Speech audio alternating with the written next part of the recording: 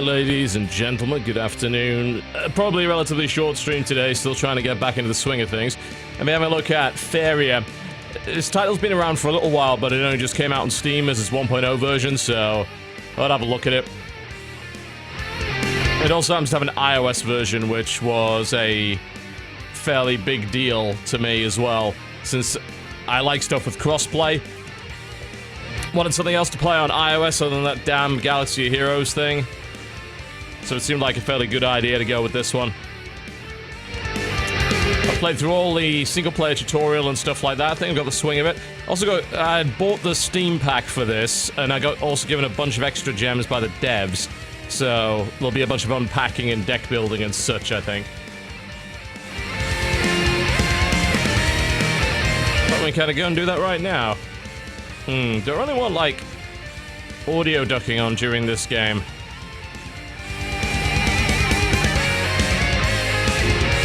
I'm actually tempted just to turn it off and leave it at a constant level.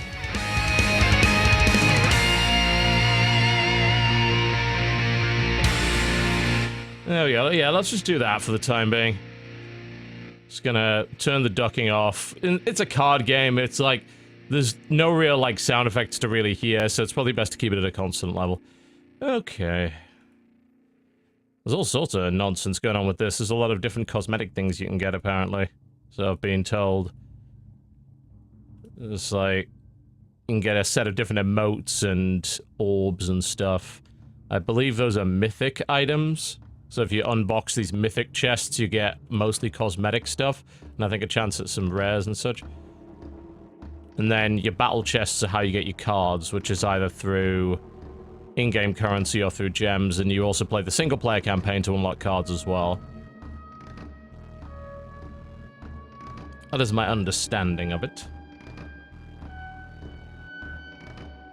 There's no classes in this game, it's all sort of based on 4 different colored sets, so you can sort of have whatever avatar you want. It's kind of cool. Let's open some boxes, because that's always exciting, isn't it?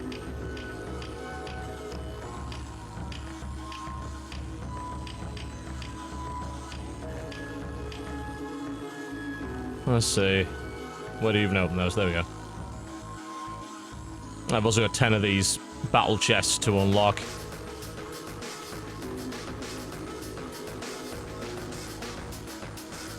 The game has officially launched. It came out like yesterday or the day before, so you can open those.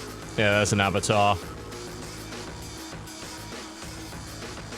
I think this is sort of like gold cards, from what I can tell. Because, like, this is a sort of common card, but they've got this nice fancy card back and stuff, so yeah, I guess these are probably like gold versions of cards.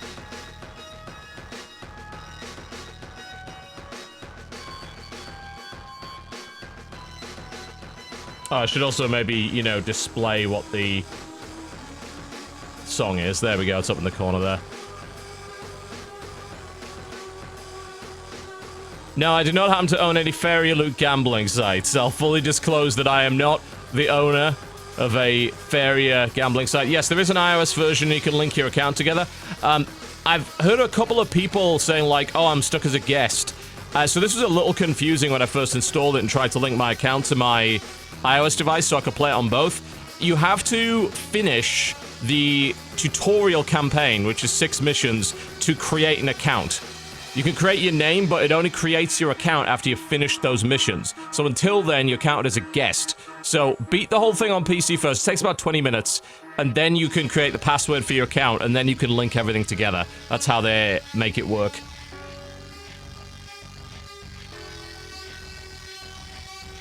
FaeriaLotto.com. Absolutely. Hey guys, found this new card game. Linked it in the description if you want to check it out. I totally don't own it or anything. I won a pot of 6 cards and my sad dog. All of these things are real. Yeah, so most of the mythic stuff, in fact, I think all the mythic chests are basically cosmetics and fancy shit. And the main chests are what you're looking for there. Let's, just gonna up the general volume just a little bit so you can actually hear it.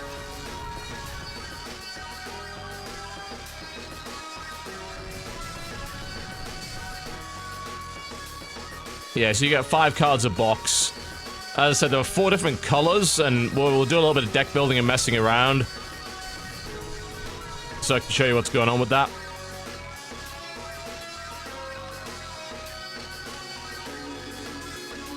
The color indicators in the top left. Kind of like Magic the Gathering, you've got colorless, and you've got the 4 different colors for summoning stuff. But unlike Magic the Gathering, the way that you play lands is to actually create a hex-based board with them. So you can only stand where there is land. And you can only place cards. Apparently you also have the option to re-roll? That's weird. Never seen that before. I wonder what determines whether you can re-roll or not. I'm just gonna re-roll this, see what happens. Huh. Yeah, so apparently you can re-roll certain cards to get a different one. That's kind of neat.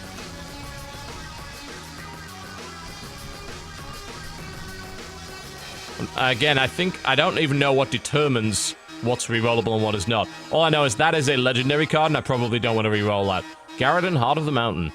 6/6 creature, costs 10 mana to summon. You need also 2 red lands to do it. Flying, charge 2, and gift, deal 3 damage to all enemy creatures. Gift is basically battle cry. You can reroll rares or higher into other rare or higher ones. Interesting. Is that a rare? No, that's common. Alright, yeah, I see now. That makes sense. But yeah, we'll open these boxes and then we'll try and build a deck with what we got, because I've got some other cards as well. See what we can come up with. The game also happens to have templates for decks, which is kind of handy. Like, after the tutorial, it immediately gives you a 30-card green deck. So it gives you a bit of an idea as to what to do, which is kind of neat. But yeah, there's spells and creature summons, and there's also structures, which are creatures that don't move, basically. Positioning on the board is like a tactics game. It's all played in a hex-based board, and it's a board you actually create by summoning lands to do that, which is an interesting twist.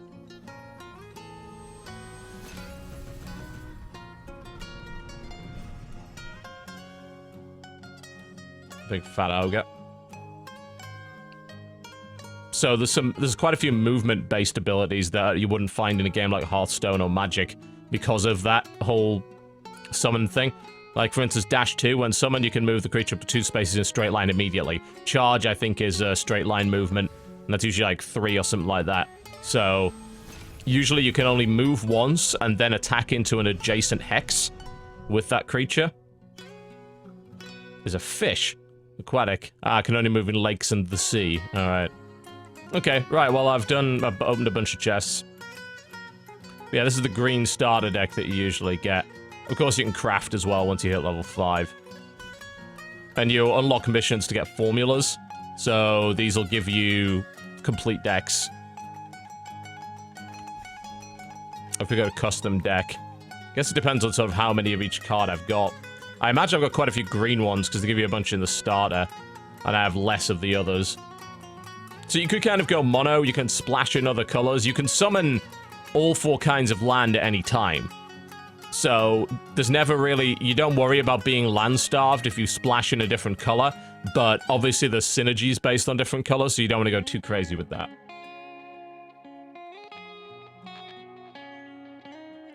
Alright, so I probably want to make the meat of the deck green and maybe splash in something...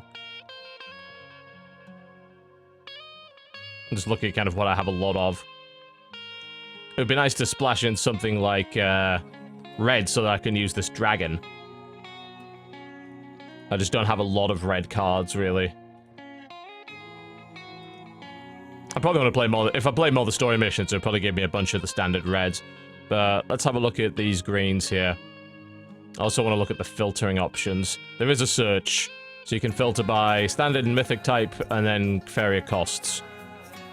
The way mana works in this game is very different to other games as well. I'll show you that once I get in. This is not music from the game. The title is literally scrolling to the top left of the screen.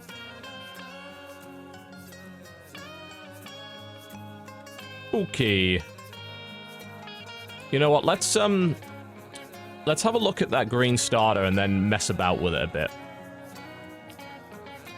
You mostly play this in the tutorial, so you start to get familiar with a few of the different things. It's like, you might think, well, why the hell do you have stuff like Farm Boy, etc.? Well, map control is quite a bit of a factor in this game. There's 4 wells on the map. And if you have a creature adjacent to that well, you get an additional mana every turn, and mana also rolls over. So if you don't use the mana, you get extra mana the next turn.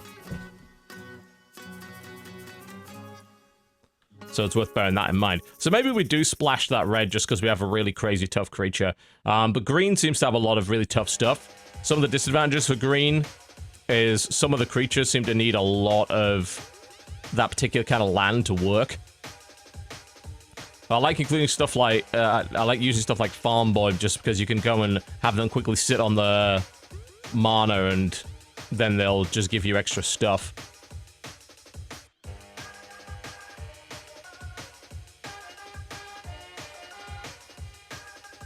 Alright, let's figure out a way to splash in some good green stuff.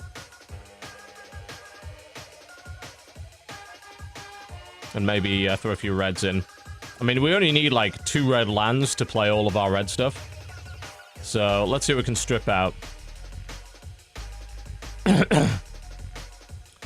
Maybe get rid of the Prairie Axe. As adorable as they are. Get rid of stuff like the Silent Warrior. Just the sort of generic stuff. And a couple of Steamforged Enforcers.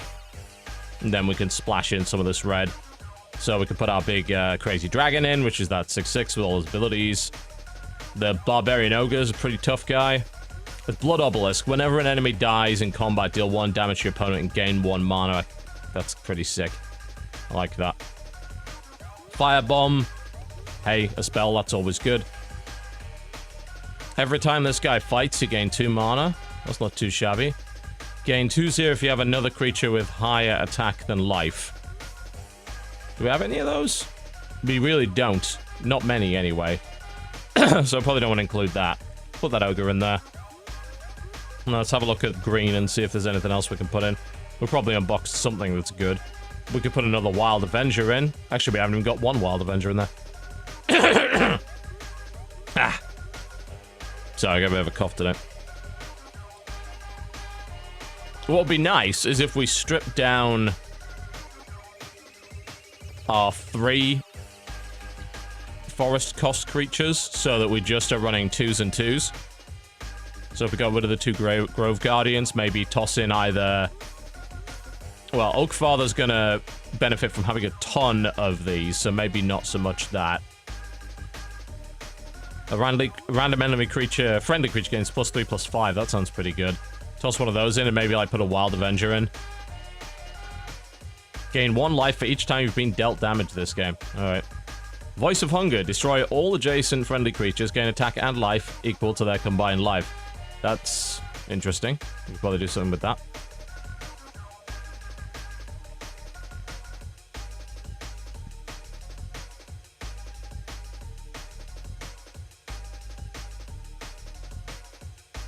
That spell probably seems pretty good too. 0/4 and taunt.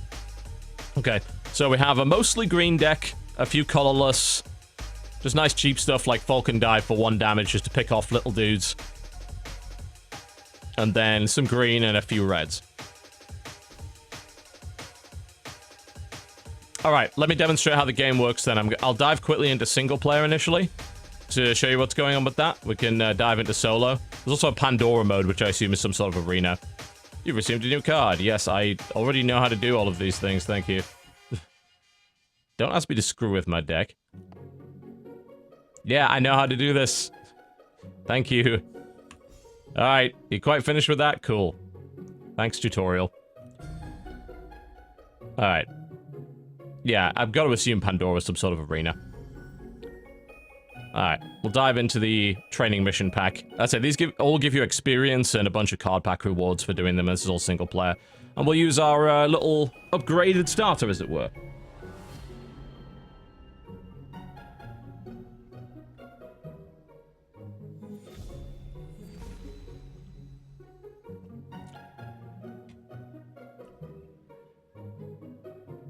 I will play first. Alright, well, let's redraw that one. Probably redraw Shamanic Dance as well. Gives us that. Alright. Okay, so that's the enemy. This is me. you'll see this grid right here. Right now, there's no land on it. These 4 little things in the corner here, these are mana wells, or Faeria wells. We'll just call them mana for the sake of it right now. If you have any unit adjacent to it, you claim it, and at the start of your turn, if the unit's still there, you gain extra mana. Mana's down the bottom left here. Up above that, you have 4 hex indicators. These indicate how much of each color land you have. Up to the bottom right, you've got a bunch of options. You can either play 2 generic lands called prairies. These do not generate mana, by the way. Just want to point that out. It's not quite the same as Magic the Gathering in that respect. The lands, the hexes, and I'll show you exactly how it works right now, fill in the board. You can either play 2 generics, or you can play 1 colored land, and you need a certain number of each colored land to play special creatures. So the underground boss would need me to play 2 of the red lands in order to play it. And mana is generated extra every turn and from holding mana wells, and as I said, it also rolls over. So I can't play anything in my hand right now, which kind of sucks, but hey, if you don't want to play land, you can also either draw an extra card or get some extra mana, so you do have options. There's your extra card, there's your extra mana. So those are all of the things that you can do every turn. Alright, well, if I play a forest here, I can actually summon the Seed Sower. And yes, you can immediately summon like a 6 mana creature, because like I said, mana rolls over. So, what would be nice here is when I play this, it creates an adjacent forest at random. So what I'm thinking is we put a forest here, and then we play the Seed Sower. We have to play this on a forest. Play it here, and that's going to create another forest nearby. Bear in mind, the more of the board that I own, as it were, the better. Because you can only play creatures on land that you own. So, if you have most of the board, that means the enemy has to play their shit further away from you, so they can't attack you as quickly.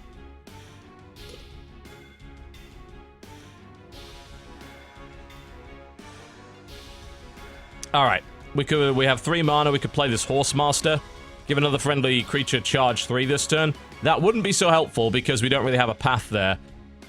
Bear in mind, he's just played a 7/7 Ogre, and I don't really want to be extending towards him right now. That doesn't really help me much. What I do want to do is make sure I'm set up to play everything, so I can play any green creature now, no problem. Because I didn't include creatures that required more than 2. What I do need is to get 2 reds out.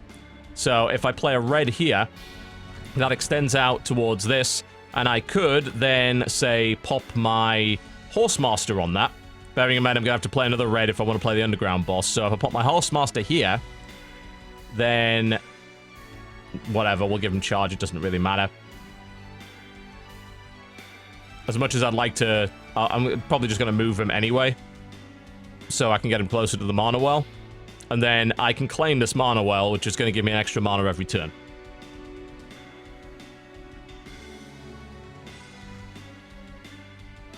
That yak is hilariously adorable. The card art in this game is very nice, actually. Generally speaking, UI design, card art, like, everything just looks really slick. I'm very impressed by it. So we need another red. So we could play towards him, but we're still not really wanting to do that, because he's got that big ogre, and I don't really have a way to kill him yet. So what I'm thinking is we just extend out in other directions, we play that second red. Can't quite afford the underground boss yet, but what we could do is play the Tiki Caretaker, put it here, give a +2/+2 to this dude, and then move him here so we got the claim next turn. We could then play the Bloom Sprite as well. That's got last word. That's Death Rattle, basically. So when this dies, it's going to add a random green card to my hand. It costs 3 or less. The game does have some random elements to it. For what I've seen, it's not so much bullshit as Hearthstone, but it definitely has the occasional random thing going on. Which is a bit of a shame, in my opinion, because I think that detracts from the tactical nature of it, bearing in mind that this has a tactics element to it with the board. I don't think you should really be having too many random things going on. What would be really cool here is I could actually reach out and take his 3rd mana well if I go Bur and Bur. Take these 2 prairies right here. And then I could pop the underground boss down here, or I could put the Horsemaster down here. As it stands, we're just sort of building up forces and trying to gain a bit of an edge and an advantage. So I'll put the Horsemaster here. Again, that charge is not that important, but that'll do for the time being.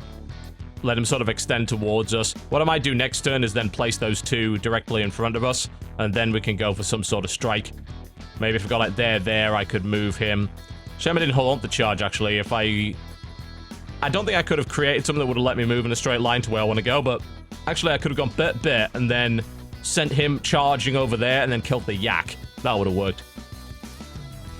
It definitely takes a lot of getting used to.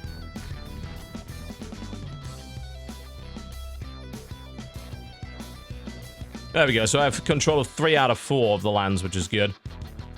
File Elemental creates a mountain, so we're still kind of a bit worried about this Barbarian Ogre. Ah, we can place our Blood Obelisk now if we want, and we can also place the Underground Boss.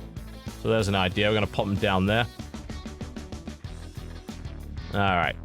So land-wise, we've kind of got what we need. I don't think there's a giant benefit to getting anything else at the moment. So the question is, like, do we want to go in and actually attack? The answer is probably. Or we could set it up so that the ogre can't quite get there yet, but we can maybe go after this yak or something. Problem is, I've managed to block off my own unit, so that's not happening right now. The caretaker I should just go and sit over here next turn so that he can just babysit that land. We could also place the Blood Obelisk. I'm gonna put that right there out of the way. I've probably blocked that off, but I can make new land next turn, so it's not a big deal.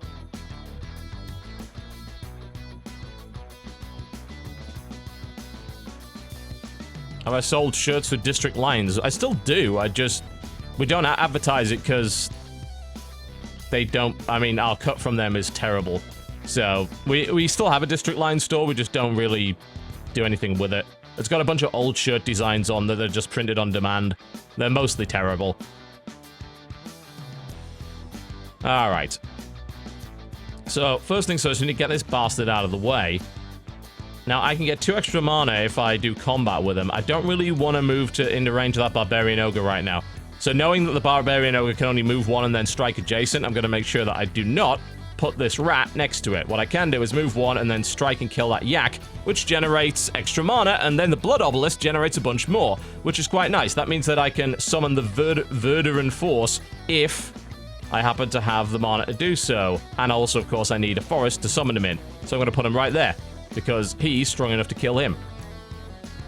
And I can move this guy forward safely, because I know for a fact that the Barbarian Ogre can't kill him, because he doesn't have the damage to do it. So if this trades, that's not really a problem. I'm going to summon the Imperial Guard up here to make sure I still maintain control of that mana well. Is Ghost Recon another bore like the Division? In some ways, yes. I think if you don't have friends to play it with, you're probably going to be particularly not engrossed by it. It's just cause without any of the interesting stuff in it. So far, anyway. It's not a bad game, it's just uninspired. Ancient Boar, -2. If you control a creature with 5 life or more, it costs 2 less. Well, I do, actually. So I get a nice cheap Ancient Boar out of this, and then I could immediately dash him forward and kill the Storyteller with him. If I want to. I think. Well, I can't kill it, but I can put it nearby. Whee! There we go. Take some control. Alright, move forward our nice big stompy scary dude. I'm gonna move forward here as well and then just summon the farm boy as a babysitter for this area here. What I'd probably like to do is also open up some more territory so that I can move across here. There we go.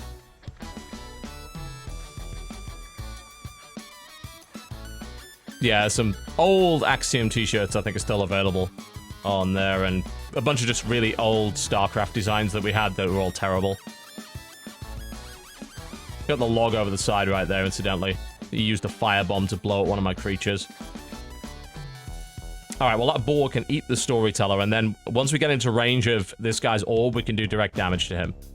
So, that's always nice. Gonna move our guys forward, move him over there, there we go.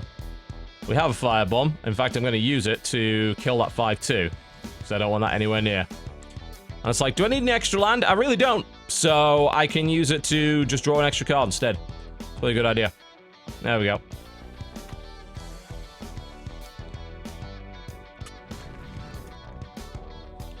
Another fire elemental. So he has control over this area here. That's fine. We're about to get into attack range, so he will not. He's not long for this world, I should say. I could also summon a mountain right here and put the Barbarian Ogre directly in it, and he can beat the shit out of him. Alright, move the boar. The boar can attack directly. I'm actually just going to sack this guy on purpose so that I get an extra card out of it. An overgrown tower. Give a creature 1/1. Alright, that's neat. So this is an activatable. So if I choose to activate it, I can use to buff a creature and then it takes 1 health off it. So the structure's going to sit there until it's all done. Put the village elder there, why not? I mean, I've got this game sewn up pretty much. This is versus AI, yes. I'm just sort of still getting the ropes. And I was testing out this the deck alterations that I'd made. I will play against some other players momentarily. I imagine I'll get utterly crushed. The game has been in beta for quite some time, so I imagine it has a player base of people that actually know what they're doing. So that's always a risk. However, considering it did just get launched on Steam, there's also a possibility that we'll run into some noobs. So that's always good. There we go, just play a new creature, draw another card, and pop the farm boy there. We have control of all 4 mana wells at the moment, so he's pretty much mana starved. He can't do anything, and he's got no creatures on the board, so he's dead, really. We haven't quite got what we need to finish him off yet, but he's going to be dead next turn, so... Draw another card. As you can see, you can sort of sit... If you don't have a lot of mana, you draw 2 mana per turn by default, and mana rolls over. So, unlike Hearthstone, where it resets and goes up 1 every turn, you get 2 mana, and that's it.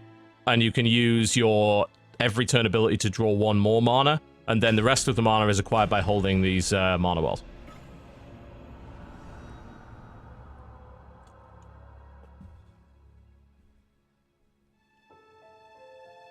Alright, there we go. Not too much of a problem, really. Might as well finish off the training mission pack. I think this is the last mission in this pack, so we'll do that, and then we'll do a little bit of online play. And then I might switch to another game. There's so much to play at the moment. It's actually kind of ridiculous.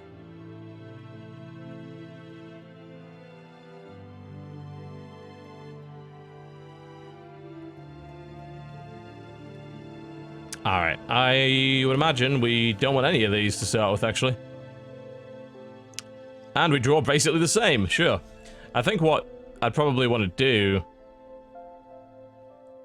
I'm gonna drop the forest, and then I can go for a boar next turn. Actually, I can only go for a boar next turn if I push my extra bonus mana. Also, if you go second, you get the Explore card, which is the equivalent of the coin. Gives you bonus mana and an extra land. So I could play the ball, actually, yeah. Because that did give me 3. And that gives me dash 2. Unfortunately, I can't really do much with that. Alternative being, I just go with another forest, and then play the Soulbound Sagami instead. It's like, because I can't really use the dash right now, I'd rather hold on to that. Plus, also, the belt ball gets cheaper if I control a creature with high life, so... Some futuristic frisbee game. Oh, Disc Jam? Yeah, that game looks great. That's one of many, many games, actually, when I get around to playing, and there's so much right now, it's actually ridiculous. Alright. I don't quite have the mana for that, which is a shame. I was thinking of playing that and then using the board dash to charge in, but... Ideally, I want to be in a situation where I can kill this in a good trade, and currently I can't do that. Shamanic Dance would be nice. That'll give me an extra HP, but I want to use it on the boar, really, because then I get the trade. So I think probably the best thing to do... Alright, I've got 2 of those. Let's probably place one of these here. Place one of these here. And move that along here. That claims that. Now, I could play the boar, but then he could move in immediately and kill it. I could play the Beastmaster. Again, like, I don't have anywhere I can play where he can't immediately put that and lose it. So I'm not 100% sure. The alternative is I just hold on till next turn and have the mana to drop the boar and the dance at the same time. That's probably the way to go. I hope Andromeda won't suck either, because I really want to play that game. I'm very... it's probably the game I'm looking forward to most this month. I mean, I would have said Nier, but I already have that on PlayStation. Obviously, I'll play up the PC version when it comes out in a week, but I'm kind of getting my first playthrough done on the PlayStation at the moment, because it does run at 60 on the PlayStation most of the time. So it's not too shabby. Alright, cool. So we can go for this approach this time. Bear in mind, this gives me taunt, so it'll force these creatures to attack, so we can get a really nice trade out of this, I think.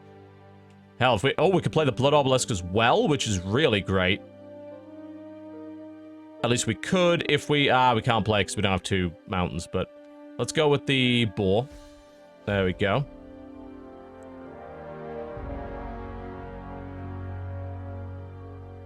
If you control a creature with fire up to... Yeah, so it dashes immediately here. Okay. So if I put it here and then put a taunt on it, that's going to force everything else to attack it. We need to start building towards being able to play our red stuff, so... Let's put down a red land. But yeah, this guy's far more aggressive than the other AI was. He's immediately sort of rushing... He's not even bothering with the mana, he's just rushing straight forward with strong red creatures. This means I could start trading out nicely here. And if I play a second red now... Which I'm gonna play here towards this. I place the Blood Obelisk down, and then when I get this kill, I'm gonna generate extra mana off the back of it. Which is lovely. Bear in mind, I've still got this, I'm gonna start moving him, because I'd rather replace him with something that's a bit cheaper that I can afford to just have sitting near the well. So we'll put him there, and then we'll just bonk him. That generates that extra mana. Very cool. Great, yeah. Yeah, there's a lot of tactical depth to this.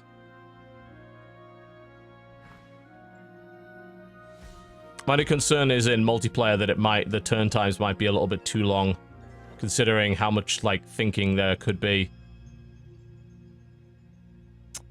I guess we just play the Bloom Sprite. I don't really have I'd rather play it near here, so... But that's green. If I just... Suppose we'll just dump that down. Bear in mind, it's a last word card. I'm going to put it here, because that's a 4-1. Might be able to get the trade out of that. Trigger the last word, also get the mana. That's a good win for everybody, I think. We'll hold on to the rest of that mana for the moment. Leave that here. Move both these creatures forward. I don't want to move the boar forward, because that taunt is going to force that to attack, and we're going to get the trade I don't want. What I can do, however, is move it here. We might still get a similar result, though, because he can then move there and whack it, so that was probably a mistake, but it is what it is. It does take some time. I don't suppose a video was sent to 1080 Ti. They actually have, yes, it arrived today. I'm not using it in my main rig, though, because it's only a very marginal improvement over my Titan XPs, and my Titan XPs are on a custom water cooling loop, which, one, makes it a giant pain in the arse to swap cards out, and secondly, they are overclocked to the wazoo because the cooling on them is ridiculous. So a 1080 Ti is not going to outperform what I have. However, that 1080 Ti is going in the rig, which is going to power the VR in the holodeck that I'm building in the basement. So there is a reason that we have it. Alright, we're talking about this soulbound Segami here. We can trade it out here, and that's going to give us that nice little buff, but I want to make sure we hit the right thing with it. So I can either trade this, add a random green card to my hand for 3, or I can Falcon Dive this and keep this alive. I think I'm going to Falcon Dive that. Get rid of that. And then we're going to do this little trade out right here. They killed my sodding structure, which is a little annoying, but hey. I've got the reds that I need. I think we just need to draw more cards at this point. Ooh, the Voice of Hunger. Destroy all adjacent friendly creatures. Man, if I can move that there and then dump the Voice of Hunger, that would blow up everything, which is probably not what I'm after. I could make a super crazy creature with it. But there's only certain places I can play it. Alright, let's get this trade out. I just want to make sure it buffs the right thing, if possible. But I don't really have a way of ensuring that now, so... Whatever. We'll do it. Buff what you want. There, that's a 4-6 now. Sure, whatever. That's fine, I suppose. We could then eat it with the Voice of Hunger if we wanted, but it would need to be on a forest, which I don't currently have. So let's start moving these creatures forward. That trades well for that, so might as well push that forward a little bit. Save the mana for next turn. Holodeck? It's a VR room, basically. We want screens on the wall. I want an area, obviously a completely clear room, so that you can have full room scale. You mount the sensors to the walls, and you put down green carpet and green walls. And the reason you do that is so that if you want to do mixed reality recording with chroma key, mixing basically real-life footage with VR, then your entire room is set up for that. And then you put your VR machine in a closet, essentially, out of the way. Alright. We can play Verduran Force. I kind of like that, because if we put the Ancient Beastmaster down and then play the Verduran Force, we're going to get bonus from that. There we go. Boom, boom. That gives it the extra HP. Use that to whack that. Move Boar forward as well. Keep this here, so we have control over the majority of that. We'll probably want to just pull more cards at this point. That gets us a Horsemaster. I do hope that Mass Effect is better than Inquisition, because that was boring as hell. At least the combat system's likely better. Now, I'm very limited as to where I can put extra land here, but I can extend out my own land up here. The majority of the land's actually owned by the enemy at the moment, which is unfortunate, but it is what it is. Okay, we can pull off another one of these. I'm gonna put down another Ancient Beastmaster so that next turn when I throw down my underground boss, we're gonna get the double buff on it, which is kind of lovely. In the meantime, we will push forth as much as we can. If we play the Horsemaster, I can give this charge, which is going to allow it to move all the way over there and grab that immediately. Pretty neat, right?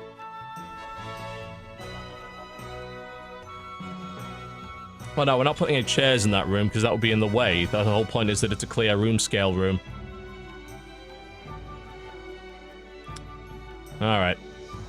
Now we can play the underground boss, and we'll grab the double buff off it. Yoink.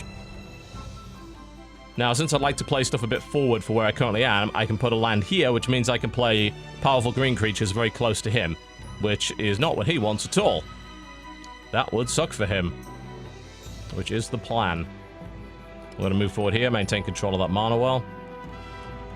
We can also just dispute with that. I'm well aware that ventilation in a closet is difficult, because I understand the basics of air movement. However, it's not that difficult to do if you vent properly. Alright. Falcon Dive the 4-1, because why on earth would you want to trade when you can just do that? It's a bargain. Why not? I'm thinking of just dropping this Voice of Hunger somewhere so we can eat... I mean, I think actually doing that will be pretty good, because it means we get to eat all of that. And I think we also get the buff from the Ancient Beastmaster right before it explodes. So if we put Voice of Hunger right here, that's going to eat this buffed creature. It gets double buff there, that explodes, gives me this, and now I have a 10-2 health. That's a lovely combo, look at that. That was really sick. Tiki Chieftain. Gift, given a creature taunt. Nice. Hey, give that taunt. That is also very scary. I'm going to put our little Tiki Chieftain here and give the 10-12 Voice of Hunger taunt. Everything else is going to push forward. There we go. I'm going to keep control of this. We have no cards, so I don't think mana's a factor right now. Just move everything forward. We've got this sewn up, I think. We'll use our once-a-turn ability to draw one. I like the flexibility that once-a-turn thing does. Like, you're never mana-starved, you're never card-starved, as long as you make the right choices. I dig that. Means you've always got something to do every turn.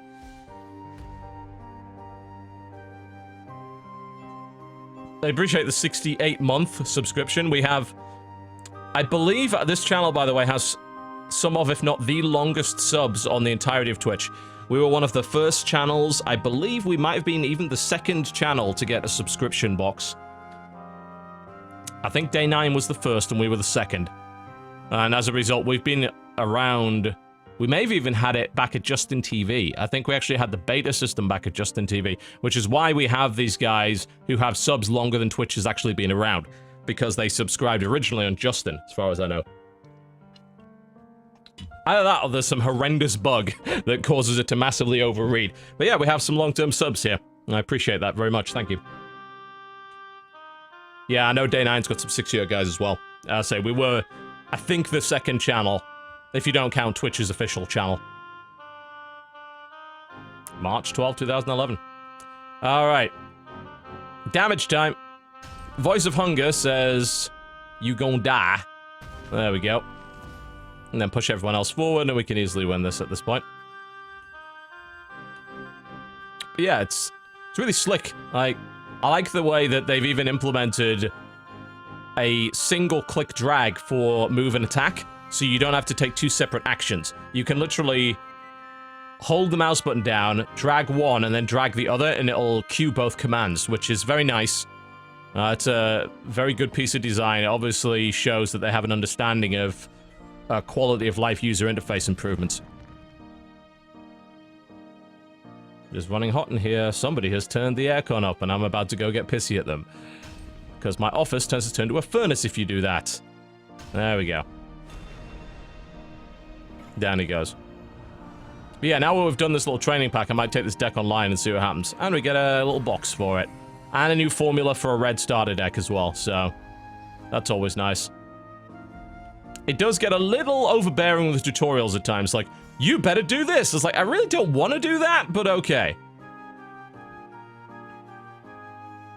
It's like, you've got most of what you need. You can also finish it with decks of your choice, indeed. Yes, you can. Alright, be right back. I'm gonna go find out who just turned the aircon on, because I am now overheating. Just a moment. Okay. Alright, let's get back to it. So we're thinking about...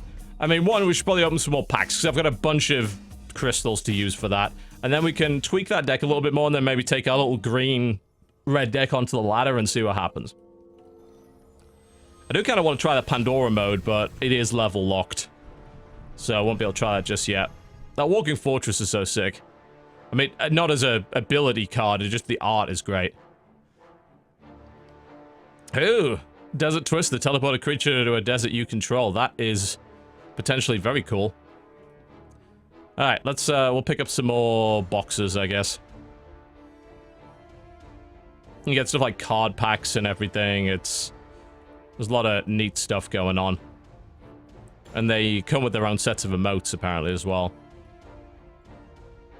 Alright, well, let's buy 15 card packs and see what's going on with those. How long would it take to listen to my entire music collection back to back? I can tell you, because my playlist... Actually, I can't tell you. All I know is my video game music playlist has about 11,000 tracks on it. So, I would imagine quite some time. It doesn't tell me exactly how long it is, for whatever reason. There's probably a way to find out, I just don't know what way that is.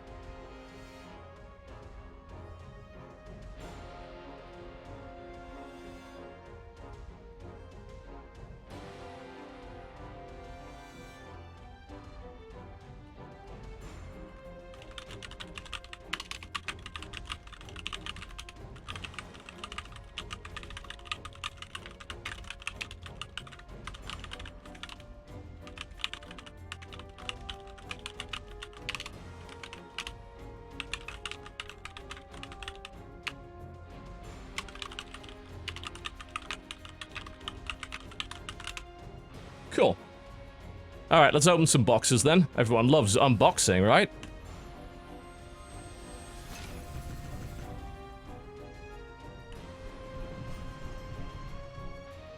Hate Seed. That sounds like a death metal band. Actually, it sounds more like metalcore, really. Costs 1 less for each creature you have summoned with higher attack than life. Triton Banquet. Give a jump. I wonder what jump means. Moves 2 spaces and jumps over obstacles. Huh. That seems quite powerful, actually, considering positioning and walling off is quite a thing in this game. What non-gaming headphones do you prefer? I use V-Moda crossfades. I use the latest version with the Bluetooth wireless functionality. And the reason I use those, well, Bluetooth headphones are generally not very good. The cool thing about this is they're entirely optional. Basically, the Bluetooth only activates if you pull out the 3.5mm audio cord, which is detachable. So it immediately switches to wireless mode when you do that. So if I need to use them wirelessly, or if I want to, for say listening to audiobooks on my phone or my iPad, I can do that, but I mostly have them plugged in, and they're chargeable via USB. And they're also incredible sound quality. They are fantastic headphones. Just bear in mind that you probably need a decent headphone amp to drive them, because they are pro-level headphones, and as a result, just plugging them straight into your phone or, say, a really bad onboard sound card is not going to sound good. The nice thing about V-Motor as well is they make closed-back headphones. There are some very nice Sennheiser headphones that you can get, but a lot of their best models are open-back because they're designed for music production. Open-back headphones, they let some of the sound out on purpose. It supposedly gives you a more accurate representation of what the real sound of the audio is. The problem with that is, of course, if you use those while streaming or recording, well, you're going to get sound leak. You don't want that. You want closed-back headphones for that. And also, they're very obnoxious in public if you have open backs, because people can hear what you're listening to. I'm not a fan of onboard audio. It's for anyone that has enough experience to recognize the differences. Onboard audio sounds pretty shit. It's okay for standard use. Like, you don't need a sound card if you're just gaming these days. You totally don't need just a sound card. Ooh, look at that! Primeval Colossus. So that's like a giant. Well, it is a giant, but it's like a giant from Mars, and it costs 1 less for each special land you have. That's pretty neat. We have tons of these windfalls. I don't even have crafting unlocked yet to dust them.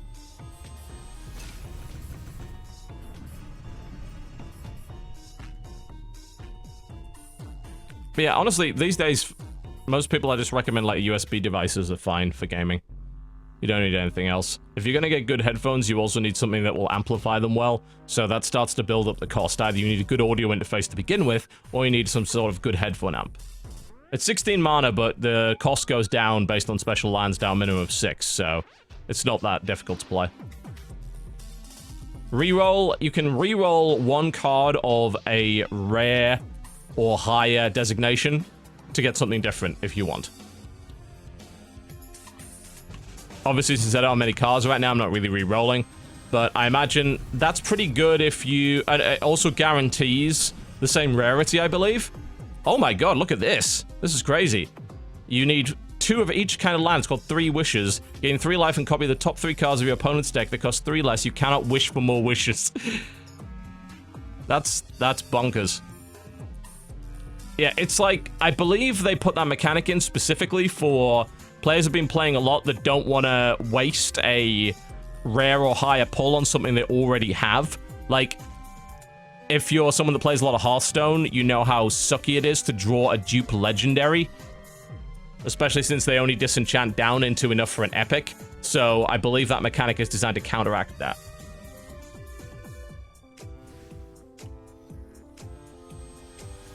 Is there any way you can access the TB Music Library? No, not really. But a lot of the music I play is playable through Last.fm, though. And it's all recorded there, because I use a ton of OC Remix and video game soundtracks, a lot of which are available to stream, so there are places. But I don't have a full list of my library anywhere, and I have no interest in putting it anywhere. And certainly I'm not going to upload it, because 1, that's illegal. I didn't, not a good idea. And secondly, my library is about like 70 or 80 gigabytes, so yeah, there's not really anywhere I could store it. I could probably make a torrent of it, but again, illegal. Very good way to get in trouble. Earthcraft, ooh, what's this? Draw a card and choose one. Create a forest, create a lake, create a mountain, That's neat. I like that, we should keep that. Probably put that in our deck. That gives you such a nice amount of flexibility. I don't know anything about headphone amps, I'm sorry, like, it's like a DAC. Oh, I got another 3 wishes. Cool. Apparently I can wish for more wishes. We should just put 3... God, it's so hard to play, though. You need 2 of each of these? That's a nightmare to play. But I'd be really interested to play a deck with all 4 colors in it. Like, I'd probably have to get a bunch of cards that would give me extra lands.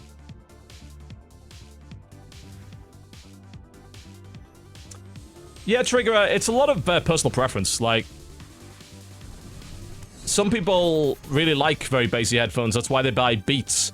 Beats are overpriced for what they are, but they don't sound terrible, but they have a lot of bass emphasis. People who like really bassy headphones and obviously stuff which is more of a fashion statement than anything else are probably buying Beats. V-motors are a little bassy, yes, you're right. The thing is, my voice is also a bit bassy, so it's pretty good for monitoring my voice. I don't like neutral audio. Never really been a fan of it. I find the V-motors extremely comfortable, great build quality, and the ability to switch between wireless and wired by literally just pulling out the wire and having it instantly switch over to USB charged Bluetooth with instant sync is amazing functionality. LOL. Failed experiment. The next creature you play this turn costs 3 less and it dies immediately. That's a neat little combo card for certain creatures that have really good death rattles. But as you might be aware, I like the base. Base. I like the battery biscuit base. So, of course I like V-motor. Because it has the base, biscuit base. Battery biscuit base. Storm Spawn. Oh my god. Gain 10 mana on death? The fuck? I guess... I mean, I'd say, like that's the card that you combo, but really it's not. Like, you want to actually get some use out of it before it dies. There's some crazy cards in this game, though. TB's using a sound normalizer. Define what sound normalizer means. Am I running a normalization pass on my audio? No. Generally don't need to do that. I am running a compressor on my microphone, but that's not the same as normalization. Normalization is a whole different process. Gabriel Archon, charge 2, gain 2/2 if you play 2 cards, base cost 7 or higher that turn. Oh, it's not even that turn, as long as you've just played 2 cards at some point. Bold Bargain. Oh my god. A random card in your hand costs 7 less. Fucking hell. Potentially destructive. Yeah, the beats are definitely very bassy, and they lack detail. They're not the world's worst headphones like some audiophiles seem to make them out to be, and I wouldn't call myself an audiophile, but I'm probably more experienced than average. But they are overpriced. Like, if somebody gave you a pair of Beats as a Christmas gift, you wouldn't turn it down. And they're nice-looking headphones. I think, in terms of style, I quite like the look of them. They have a nice sort of retro look to them. And I like the fact that they've also made wearing over the ears popular again. Whereas previously, you got weird looks for wearing over the ears. That's no longer the case anymore. I think thanks to Bose and thanks to Beats, over the ear has become very normal again. Demon Wrangler. You may sacrifice another creature, summoning a 5/2 flying demon wing in its place. That is potentially very nice. Especially if you can, like... I don't know if there's any token creatures in this game. I haven't seen them yet. But that's pretty neat regardless. Rubble Glider. That can move over the sea, but you can't harvest Faeria with it. Yeah, that makes sense. You can do some serious damage with that, though. Which card game do you think this game is trying to attract the audience of? I have no idea. It's not... The only thing that I can think of that it's relatively similar to right now is probably Duelist. I believe it has the similarities to Pox Nora, which is a much older game. But I don't know if you could ever pull anyone away from Pox Nora that's still playing that, because that game is extremely high level, and the people who are still with it are very, very good at it.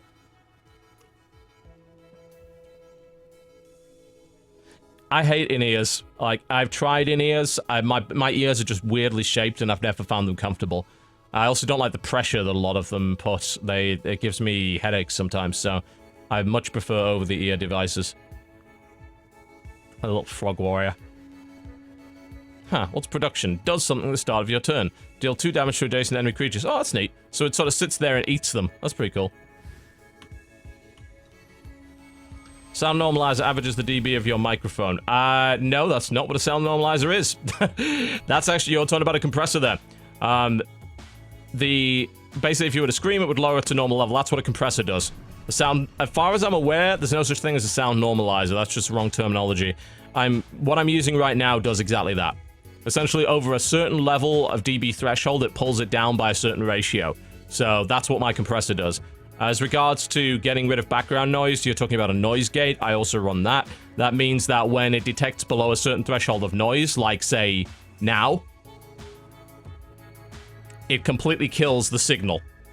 So if I were to stop talking and maybe rustle around a little bit, as long as I didn't make above a certain amount of noise, you wouldn't hear any of it.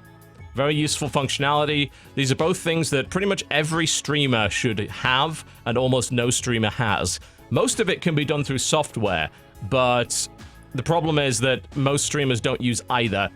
I know Strippin just bought the same compressor that I have, although his is not set up very well. So he has similar functionality. I'm pretty sure JP, I think Co-Carnage, and a Giant Waffle I know runs a bunch of compression as well. But there's plenty of streamers, especially like the big streamers, that don't use any of them, which is frankly unprofessional. It's pretty ridiculous. I use hardware compression. Could you do a brief example of softly talking and kind of yelling? Yeah, sure, I can. Oh, check, check. 1, 2, 1, 2. And now I'm very, very excited. Oh, God, I'm very excited. Blah, blah, blah. And yes, this is me being very calm, very calm. You get the idea? You'll hear some variance. It's not going to flatten everything down, but it vastly reduces the variance. Angry Joe definitely needs compression, yes. I've got to be honest, I haven't watched any of Angry Joe's videos recently, but when I used to do recording with him a couple of years back, his audio was a nightmare to handle because it was always peaked to all hell. It was awful. So I'm hoping he's done something since then. I wouldn't know. He's probably dealt with it. I hope so. But yeah, that's what it does. If you set up your compressor well, it's not even that good a compressor. It's only a $200 compressor. You can get thousands of dollars worth of compression. I actually have a more expensive compressor in the form of the Golden Mark II, but it doesn't work. It's broken. That was $500 compressor that doesn't work. I'm using a cheap $200 compressor with a gate built in, and it sounds just fine. Yeah, you still get the overall cadence, and you realize that there is a dynamic difference in the levels, but what you don't get is that ear-piercing clipping sound, distortion, and difference in voice level. It evens it all out so that it's much easier to listen to. I mean, we still need compression running on the podcast, honestly, but that's really hard to do. Unless all of our guests run compression on their end, I can zoom through a compressor, but it's not going to work so well because there's 3 different audio streams coming in, and I can't compress each individually. I got Palpatine, the damn Star Wars mobile game. He takes so much to gear up. Yeah, he fucking does. I only just picked him up, actually, because I didn't even have a good enough Rebel squad to do Emperor's Demise. So yeah, he's a nightmare. I'm busy building up my First Order team. I currently have maybe 3 or 4 raid-worthy teams. My droid team is my best team. And that's HK-47, IG-88, IG-86, B-2 Super Battle Droid, and Jawa Engineer. That's my best team. That's my main PvP team. It does the most damage. I have a very durable Jedi team, which is led interchangeably by either Mace or Yoda, depending on which encounter I'm doing. Mace if I'm looking for raw damage, Yoda if I need negative effect mitigation. And that's, let's see, Mace, Yoda, Qui-Gon Jinn, Asuka, whatever her name is, Asuka Tano, from the cartoon. I never watched that. And who's the other one I run? Luminara, yeah. Luminara is the main healer. And sometimes I'll swap out Yoda for Barriss if I need extra healing. And then I've got this First Order team which I'm trying to build, which is led by Captain Phasma. And that's Phasma, First Order TIE Pilot, Kylo Ren, First Order Stormtrooper, and First Order Officer. But my Stormtrooper and Officer are woefully underleveled, so they're not very useful yet. So I often throw, like, someone else like Boba Fett and just a heal-like Jedi Guardian in there instead. And then I have a sort of bounty hunter-esque team, which is led by Boba Fett, which is like Boba Fett, the real weird blue-colored bounty hunter dude with the strange-looking hat whose name I can't remember. Stormtrooper Han, IG-88, and stuff like that. Yeah. The sad thing about that game is that it's a pretty fun little squad-based RPG, but the monetization and the gacha elements are some of the worst in the industry. They're just fucking terrible. Do you have any idea why there's sometimes loud static pop? I don't know what is causing that. I have seen what you're talking about over the last couple of weeks. Cad Bane, that's the one, yeah. He's very glass cannon, dude. I don't know what's causing it. I'm going to imagine it's something to do with the compressor. I don't know. I have to identify it, though. I think it happened, like, once during the podcast yesterday in about 3 hours. It could be an audio interface issue. It's really hard to diagnose. I don't know what it is. Okay, now we have a bunch of extra cards. Let's see if we can maybe edit the starter a bit. Make it better. There are a bunch more of these generics as well, which is cool. I still like keeping these farm boys in play, because you can go for that early land grab with them. And Falcon Dive has proven to be quite useful. Although I imagine it's going to be less useful in PvP. I can't imagine most people run 1 health creatures. It's okay against the AI. So let's have a look at red and see what extra reds we got. Ooh, we actually got a ton of stuff. All right.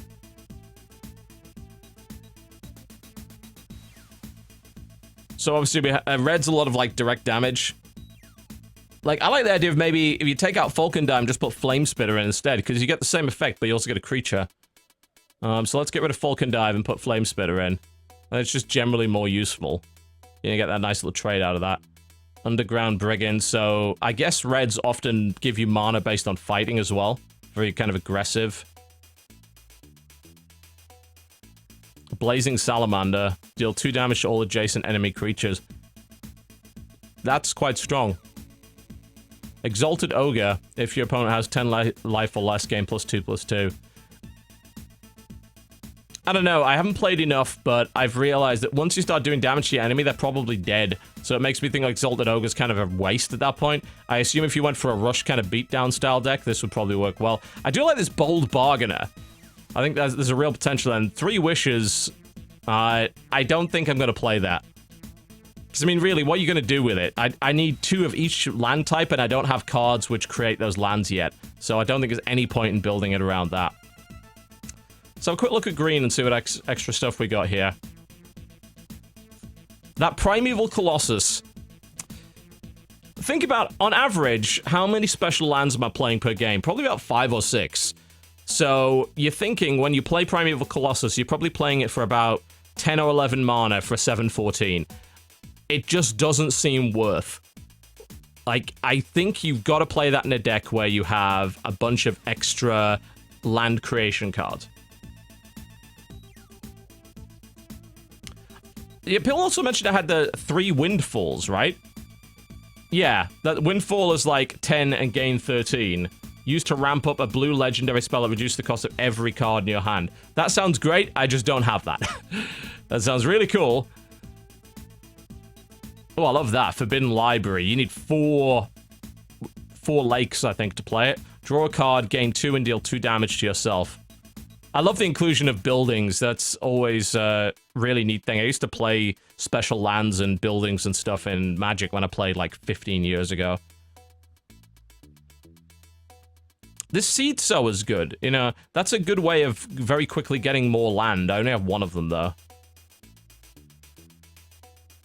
I'm thinking, do I want to maybe get rid of some of these horsemen?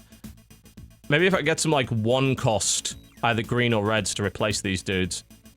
I'm not really using charge so much. I kind of slowly creep across the map, so I'm thinking that might be a bit of a waste, and maybe throw the Imperial Guards out. I like the Village Elder, because again, it's a nice, easy land grabber, and you get a card draw out of it, so I don't see a reason not to. That leaves me with 4. So let's look at some cheaper stuff. This Devouring Plant seems like it has potential. We could throw another Blood Obelisk in there, now that we have an extra one. We actually have 3. Yeah, full 3 Blood Obelisks. I like that. Leaves us with 2. Shidem Pest, gain +2/+0 if you have another card with high attacker than life. We don't really do that. Devouring Plants, considering the positional sort of play that I go for, I don't think Devouring Plant is a bad idea. Maybe we take 2 of those, and we've just got a little bit more position. And what we do is we take the Devouring Plant and just dump it near Mana Well and forget about it.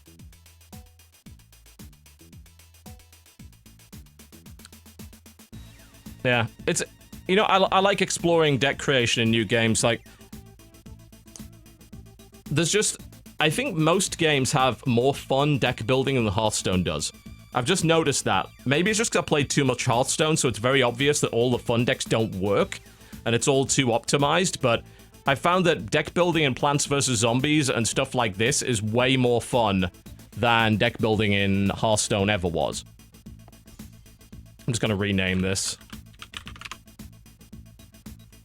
Alright, should we take this online and see what happens? We're probably gonna get wrecked, but hey, you know, it's a learning experience.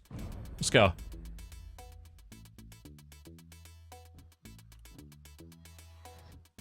I like how the casual mode is just that fucking yak. We'll go ranked. I don't see the point playing casual. It's like, you learn or you don't. Simple as that.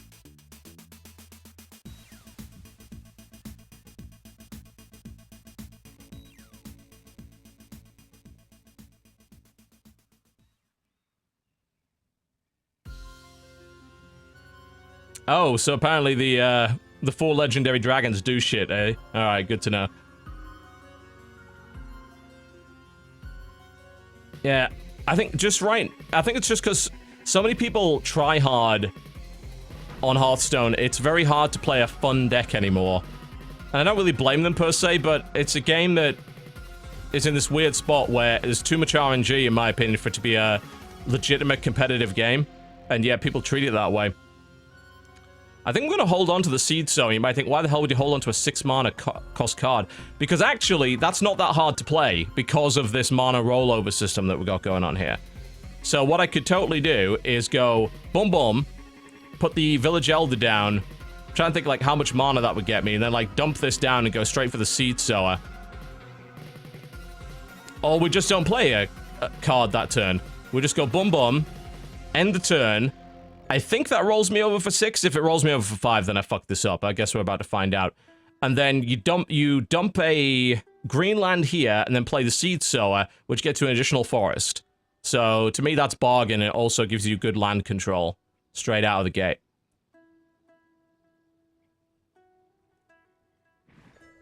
Yeah, Hearthstone is set up to encourage you to win as much as possible. I mean, hell, of course it is, because like, that's how you get rewards. You're not rewarded for losing most of the time. Occasionally there are quests that let you screw around, but... I mean, for me, obviously, I'm not... Unlikely hero. Look at that. That fucking yak is... Can I get a plush of that? Does that exist? If you're not selling a plush of that, what the hell are you doing? The first time this creature fights and survives, it gains +3/+3 in charge 3. That's a really cool little piece of design. I love that. It's adorable. I'm gonna go for that Seed Sower rush. So that gets us Seed Sower on turn 2, grabs us the Mana Well, and immediately gets us another forest, which means that, I mean, next turn I can't play Vendurian Force, but I could play Ancient Beastmaster, and then maybe follow that up with Vendurian Force, which would get a buff from the Beastmaster, and everyone is happy. Alternatively, what I can do is move my 4/6 Seed Sower forward to fight here, and then put the Village Elder behind to hold onto the Mana Well. Yeah, why is the yak... please tell me this yak has a plush. Okay, I'm going to the Faeria website. Please tell me they've made a plush of this fucking thing, because if they haven't, then I'm going to demand that they do. Also, by the way, Faeria has an esports league that has a cash prize every month of like $3,500, which I found very interesting that they would directly invest in that off the bat. 3,300 in cash prizes every month. That's pretty cool. Incidentally, it's arriving on Android very soon. It's currently available on Steam and iPad. I don't think they have this plush. And that makes me very sad. Why do they not have this fucking yak plush? 0 out of 10. Would not buy. They also have a hub which has, like, deck building advice and everything, which is quite neat. Okay. Mana-wise, I think I can afford... I'm not sure if I can or not. I'm thinking... It's like, I played out all of my mana, didn't I? That's going to 3 and 4. If I play the Village Elder, that takes me to 2. That'll give me 4. Yeah, this is the correct way to do it. So I assume, what, you get 3 mana every turn, +1 for this, and then +1 if you use this. I guess. We want to get right up in that grill. And we've got our big creatures, so I want to be able to play them right in the middle here. So I'm going to go with that, and then hopefully I can drop the Vendurant Force right on top here. Or I can play the Beastmaster behind, push that forward and fight, then the Vendurant Force. Hold the line. 2-3 Imperial Guards with Taunt to the hand. Okay. Yeah, they haven't made the Yak plush, and that's sad. Yak plush or Yak pillow, please. What the hell are you doing? Looks like he's sacking that, so that probably means he's got a card in his hand to finish it off. I mean, that's not really a problem, in my opinion. I'm okay with these trades. I already rushed that anyway for...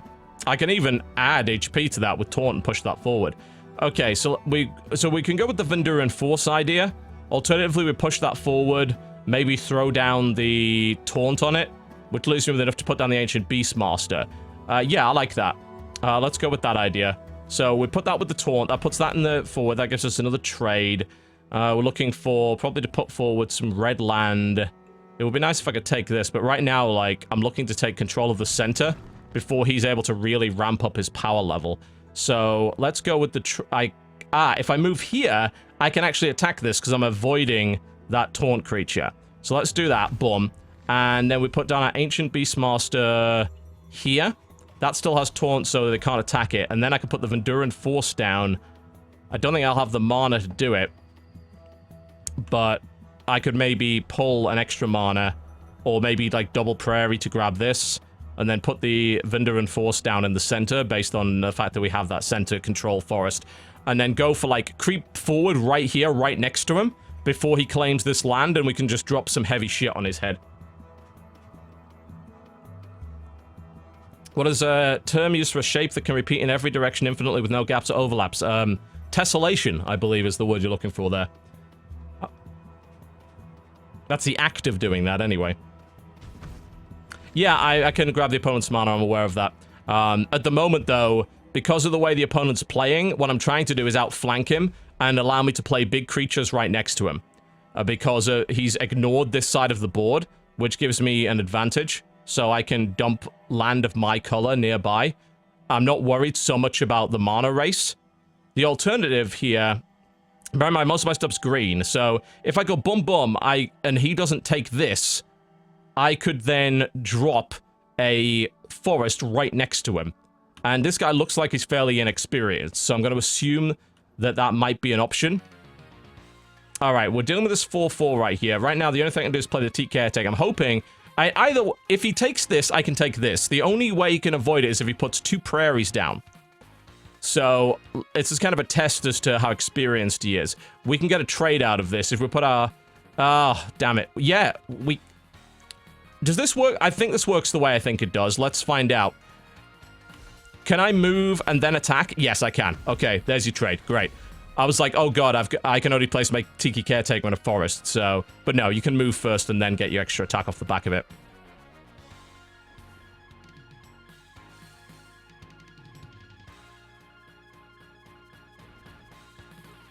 Right, okay, so I'm going to put a forest here then. Because that's going to let me put creatures very close to where he is. Gift is Battlecry, yes. Can't quite afford that Vendurant Force yet. I need to do something about that. But what we can now do is put a land right there. So, like, hey, I'm basically within striking distance of this guy. We've got Voice of Hunger. I don't think there's a option really to play that in a way that's gonna be good. So I think I'm just gonna hold on to stuff for the time being. And I want to move towards trying to take this. If I move towards here, I could try and kill off his, little unlikely hero dude. So far, he's playing all colorless, yeah. He may just play a colorless deck. But if you were doing that, you'd think he'd be grabbing more land than he is. Although he's now grabbing land and going right for me. So what I'll want to probably do next turn is block off his ability to do that by putting 2 prairies down here. Also, I'll probably want a forest next to me so that I can play big creatures. Or maybe a mountain, because then I could put my dragon nearby. Because I need to get 2 of them anyway. You can see what he's doing. He's extended out here and he's going to drop a bunch of shit here. I'm thinking guard-wise. Do I control something with 5 or more? Wait a minute, what did he do? He did... oh, he blew it up with the glider. Okay. I could play the Enduring Force now. I'm thinking... we need something to defend here, otherwise we're just going to get twatted. So, we'll put that there. I could put the Enduring Force in a defensive position. What I'm concerned about is the fact that Unlikely Hero is going to start to get some shit out of this now. I don't want that. Let's see. I now have the 10 mana, but shit. What I should have done is placed the mountain, and I could have blown up everything there. I made a mistake there. I keep forgetting I can grab that on that turn. Or I just hold onto it and drop it next turn. But I should really play a creature. Screw it. We'll just put the force down in defensive position here. That also lets us play the ball, by the way. Which would allow us to do a dash directly across here. Hell, we could dash directly in range, which would force him to act. It's like, hi! We can't attack directly yet, because it's not a haste creature, but I can put the ball right there and threaten him. Do I remember Pox? I do remember Poxonora. Quite the game. Still available on Steam, by the way, but the people still playing it are very good at it, so it's a very scary game. Great game, though. You can dump forests on prairies. Oh, you can override colorless land with your own shit? I did not know that. That is useful information, though. Thank you for that. You can see what he's doing. He's playing a pure colorless deck, and he's trying to use this prairie coverage. I did not know you could overwrite, though, and I probably will. Oh, what's this? A tax collector. Okay, well, that's getting murdered. We'll just eat it with the boar. Alright. In that case, if you're telling me that I can do that, then I can drop a second mountain here and then just drop the dragon on his fucking head. No, you can't. You can't override. You can override your own stuff, right, but not his. Good to know. Yeah, I thought that didn't really make a lot of sense. I'm going to put the red here. That gives me some flexibility. Flame Spitter, any good here? No. I guess we just whack and kill a few things and then save up for the Heart of the Mountain. Probably. Save for the dragon, I think. Will I get enough mana? 2, 2, 3. Yeah. Should have enough mana for the... and that's going to blow up most of the stuff that he's got on the board, so I like that. And we'll keep out of the way here. That tax collector is going to move across and attack, though, which... and I can't do anything about that, really. Is what it is.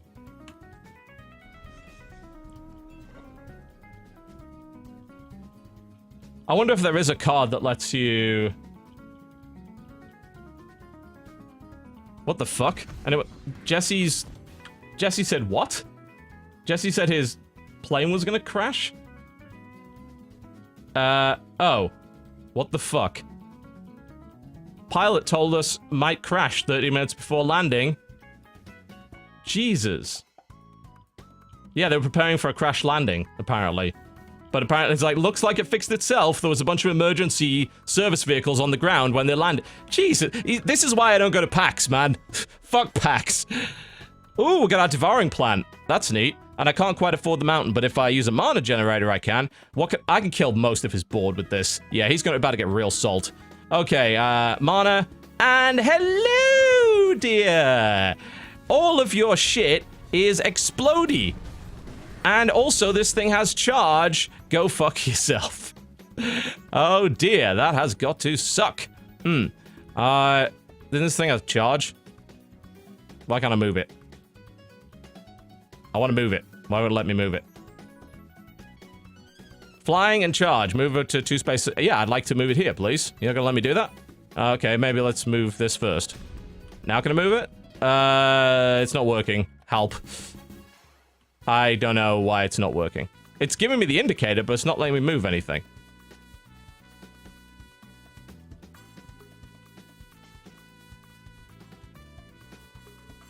Charge isn't haste or hostage. Oh, right. Yes, I'm confused. Yeah, so that affects its total movement on a turn-by-turn basis. It does not give it an instant movement. Caught it. Thank you. Appreciate it. Not the same as haste. Good. Or dash. Yes, haste and dash are 2 different things.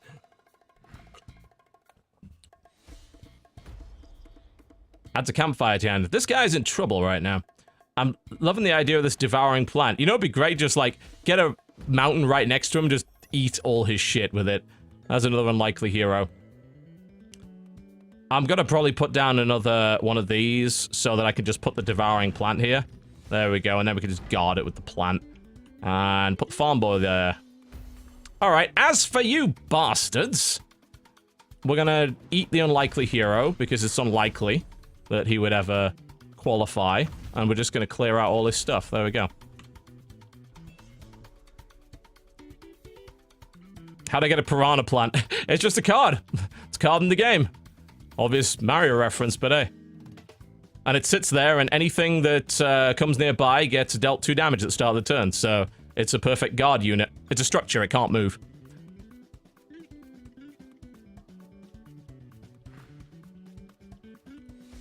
Queen's Assassin, what's that all about? Yep, fuck flying. I'm not going to PAX East. Oh, it's got Death Touch. Alright. Well, that's ideal, because the farm boy has lost the will to live, so problem solved. In the meantime, we're gonna eat you. He's pretty much dead at this point. We'll throw down the underground boss just as a bit extra. Draw another card. And move our Verduran Force forward, and he's pretty much toast, I think. I mean, I found a game in under a minute at low ranks, so it obviously has a player base. I don't know how large a player base. I know that it's been available off Steam for quite some time. GG. This is, I mean, I played this for an hour. This is that was my first ranked match. I've basically only played single player up to this point. I put about an hour into it. And we got ourselves a rank. And some rewards. Boxes, boxes, boxes. I mean, that guy was playing a pure deck of colorless nonsense, so I can't imagine he was all that experienced. But that's fine. I'm not experienced either. But I do have cards, and he probably doesn't. Other than doing 20 damage with any other normal win conditions, not that I know of.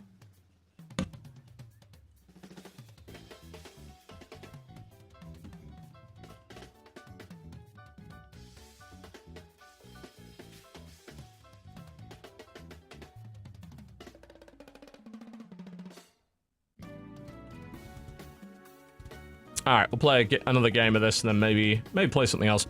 I've been working on desync as well, which is hard, by the way. Not an easy game. Pretty good game, though. If you've got the patience for it. I expect that it's not very casual friendly. Like, if you're pretty shit at FPS, you'd probably have a bad time and maybe blame the game for your failures. Okay. I'll go to Shamanic Dance as well. We'll just keep the Elder. Oh, I've got the Seed Sower. Cool. We'll play the same strategy we did last time, then. Which is to just do the Prairie. If I grab, I can actually just, if I put the Farm Boy there, we actually get exactly the same result. So, what we can do here is we can extend it out, we can put that there and then go for the Seed Sower to hopefully get another forest extending towards the second. So, that seems like a good build. What will be good booking for Fastlane? The exact opposite of everything that they did. Shadowverse. No. I've seen that on Twitch, and it looked really much like Hearthstone to the point where I wasn't really interested. What is this game? That is, well, the game name is in the title. Alright. So we're going to go for that same strat. We're just going to vary it up a little bit. We're going to drop the Seed Sower here, which gives us another green, which extends out there, gives us the freebie. Very nice.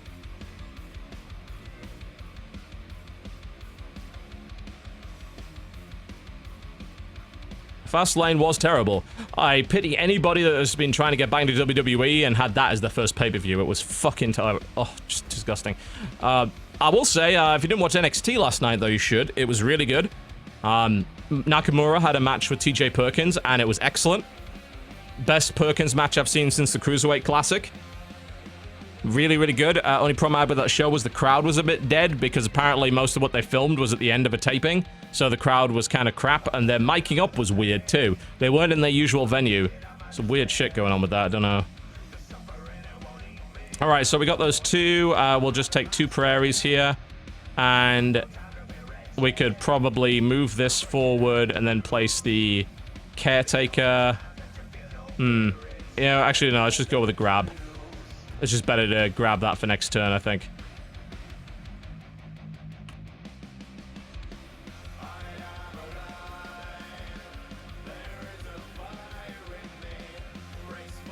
Shadow versus Hearthstone minus RNG plus anime. I can't imagine I would like that then. No thanks. What do I think of Samoa Joe? He's amazing. He's been booked pretty well so far on Raw. Let's see if they ruin him or not. Hopefully not. Okay, so we have both of these under control. We want to start to push towards him. We could rapidly go there and then put a forest very close to him. I don't think that's a terrible idea.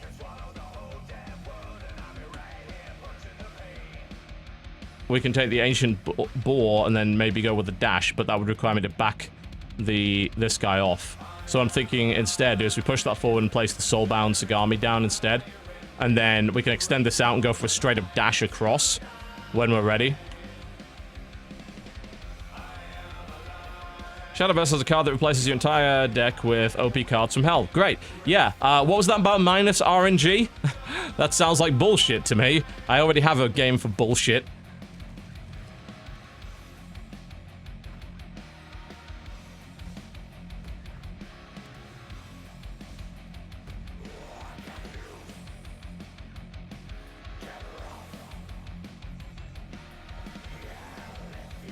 Alright.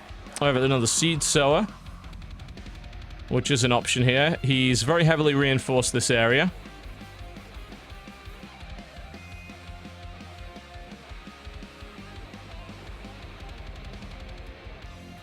This would allow us to do that, and we could drop a Seed Sower, which is the 4/6, which would not do particularly well fighting here.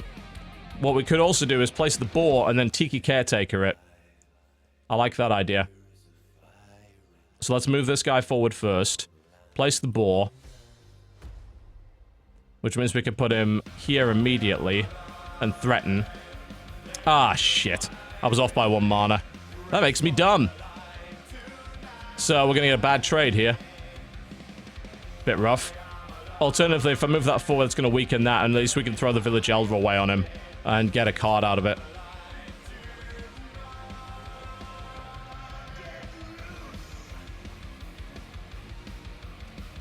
Yeah, Crypt Shield for pretty much every CCG there is. Which is fine. I mean, it's a good guy to get to rep your product, because he's going to understand the game pretty well right off the bat. I know he's played Faeria, he's played Shadowverse, he played Duelist a bunch. Probably played a bunch of other card games as well that I don't know about.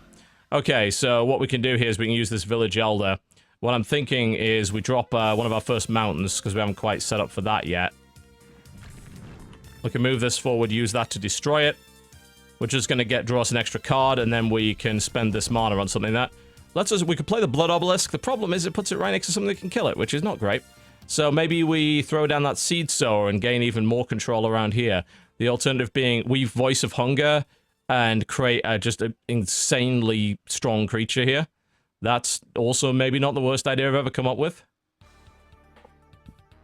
Ah, that has Taunt. I want to do like 4 damage and then go with it, but looks like that's not going to be an option now. Crap. Okay, so let's not go with the Voice of Hunger then. Or we just go with the Voice of Hunger and overwhelm that. It's a 6/7, I don't have another good way to break it, so maybe that is the way to go, and we'll kill the Village Elder first. The alternative being we have a way of getting rid of this if we play it right. So let's move forward here, place the Tiki Caretaker down. Is that enough to buff that up to kill it? It actually is. Yeah. There we go. Then use that to kill... No, it's not. Oh, God, I'm terrible at mathematics. What am I even doing? Well, I screwed that up completely. Which is a shame. At least that doesn't die when I attack, so there's that. Yep, screwed that up. Did my maths wrong and screwed my strategy up.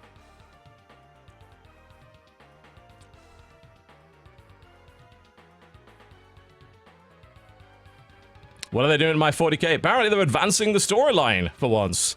Yeah, I heard stuff about Primarchs coming back, Cadia being destroyed, all sorts of shit. I'm actually kind of interested now because, like I said, that universe has been in stalemate for a long time, so it's very interesting to see that they're changing that.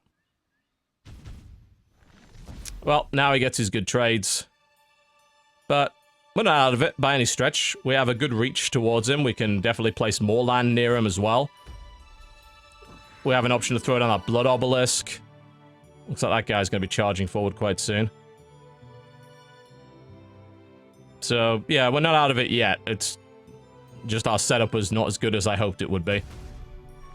I'm still somewhat inexperienced. And unfortunately, that means the farm boy's getting the buff off of that when it dies. Ah, damn it. Sneaky move. I was hoping he wouldn't do that, because I wanted to grab a forest around that area. And now I don't have anything connected to it, so I'd have to prairie round, which is not ideal. This guy knows much more. I still have a decent place to attack from, but it's surrounded by kind of everything at the moment. We could just dump the Voice of Hunger down. Ah, damn it, I don't own the thing next to it. What if I put it there?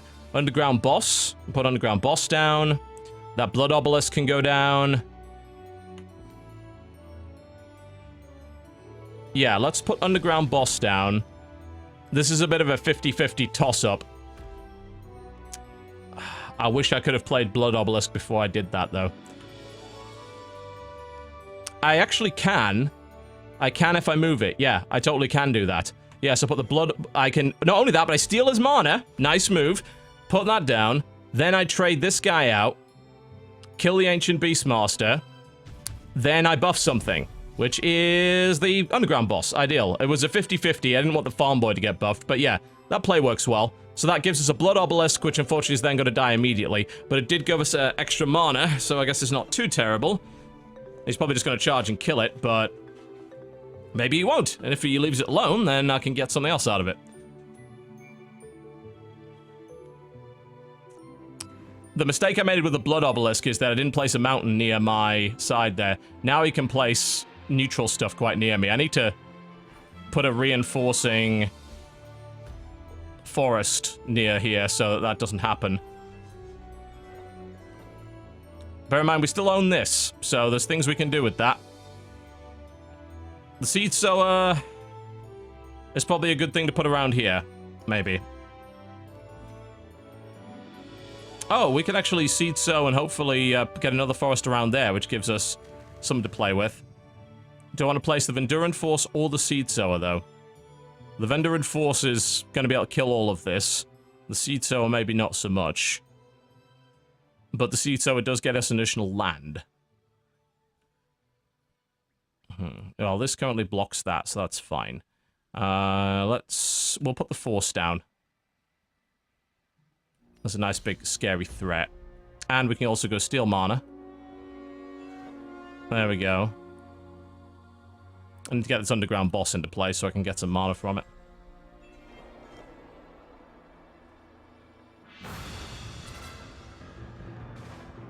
Ah, I don't have control of that mana well. You see, this is why I organized that badly. If I put the Blood Obelisk back there, I could have had control of the mana well, and also kept it out of the way of that damn Horsemaster. Again, another mistake. Eisenhorn looks good. The game isn't. The book is amazing. The book is the best 40k book that's ever been written. The game is abysmal. Don't play it.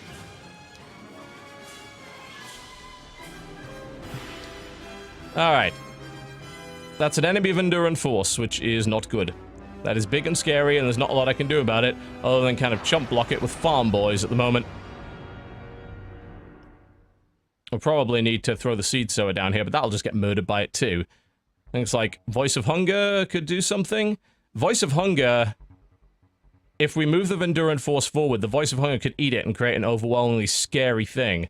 So, first things first though, we murder that, because that gives us the 2 mana off the back. So, if we move our Voice of Hunger, our Venduran Force forward, we then pop down the Voice of Hunger, which eats that, which gives us a scary as fuck.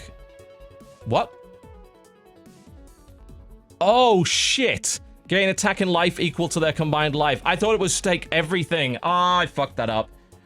I mean, it's okay still, but it's not brilliant. Shit. I didn't mean to do that. That was a stupid, stupid move. Well, we're learning. It's okay. I just pulled Shamanic Dance. I should kind of put Taunt on that, shouldn't I? But if I put Taunt on that, I'll make it almost unkillable. I'm willing to take the 7 damage. And then just plonk the Farm Boy there as a chump block. Just to hold this guy down for a while. Now we have that 6-12. Still learning! Only second game ever. Making mistakes. Audible doesn't have Warhammer books because Black Library is stupid. Black Library only wants to sell its audiobooks through its own app. Its own app, by the way, is terrible. Absolutely awful. I spent something like $35 on an audiobook through there, which was far too much for an audiobook. And it's not even cross-compatible. Like, I can only listen to it on the device that I download the app on. So I can't even listen to it on my phone. I have to listen to it on my iPad. It's shit. It's utter shit. Just terrible. At least with their books, you can get, you can buy from Black Library and get sent a Kindle version. But, fuck, they're the worst. Just accept this. Games Workshop are the worst. They will always be the worst. They're just the worst, okay? That's all you need to know. Let's get rid of this bastard. Oh, yeah. I'll grab that mana, because I can. We're gonna... I'd love to move... I can't move past it until I hit it. That's annoying, but okay. That's actually very annoying, because I was wanting to place the Seed Sower there. But that's fine, we can put the Seed Sower... Oh, we can't even afford the Seed Sower. What am I even doing? Oh, Bloom Sprite. I like that, because... Well... I'm gonna have to connect that up next turn. I'll get it dealt with. That's fine. And move that forward. That should be back there. I should have played that. Why did I not play it back? I'm making so many sort of suboptimal optimization errors here. I am ahead of him, though. I've got most of the map control. I have way more creatures than he does. I keep fucking up. Well, Black Library is owned by Games Workshop. They're both terrible companies. And dumb. Like, they could be making so much more money than they are. They're just stupid, basically. I did buy Magnus. I bought the special edition of Magnus. But, yeah, like I said, audiobooks-wise... Oh, hello, dear! I would love to see you right now. You could be a game winner for me, but not quite yet. Okay, what do we do? What do we do? We want to move forward right here. I want to drag this back so I get the mana claim. There's no way I can get enough mana this turn to play that guy, right? No, that's just not possible. Even with whatever I'm holding. So we want to connect these so we get the, Yeah, this is correct. So we want rid of that. That gets me that random green card, which gives me a Tiki Chieftain. Gives me a Taunt, which will be useful at some point in the not-too-distant future. We're probably going to have to get rid of that Voice of Hunger. The thing is, it's forced to Taunt. We can force him into a trade. We don't even need to do that, because we can move that over here and then kill that with that, and we even get the extra mana off the combat. I could have played the fucking... I could have done that, right? If I'd got one extra mana, I could have actually played that. Do I play the Seed Sower? No, Oh, he gave up. Okay, GG. Yeah, I pretty much had him anyway, because I had control over this, like, next turn who's probably dead. Hey, that's not bad. 2 wins in a row for a game I've barely even played. Can't really complain.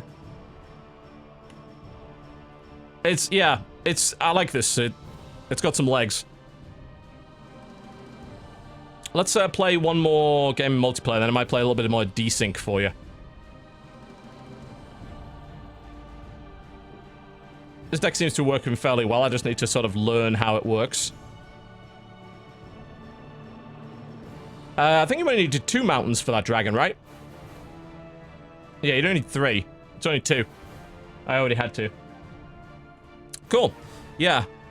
It's pretty enjoyable. It's a free download on Steam and on iOS. It only works on iPad right now, so if you're looking for iPhone, you're out of luck.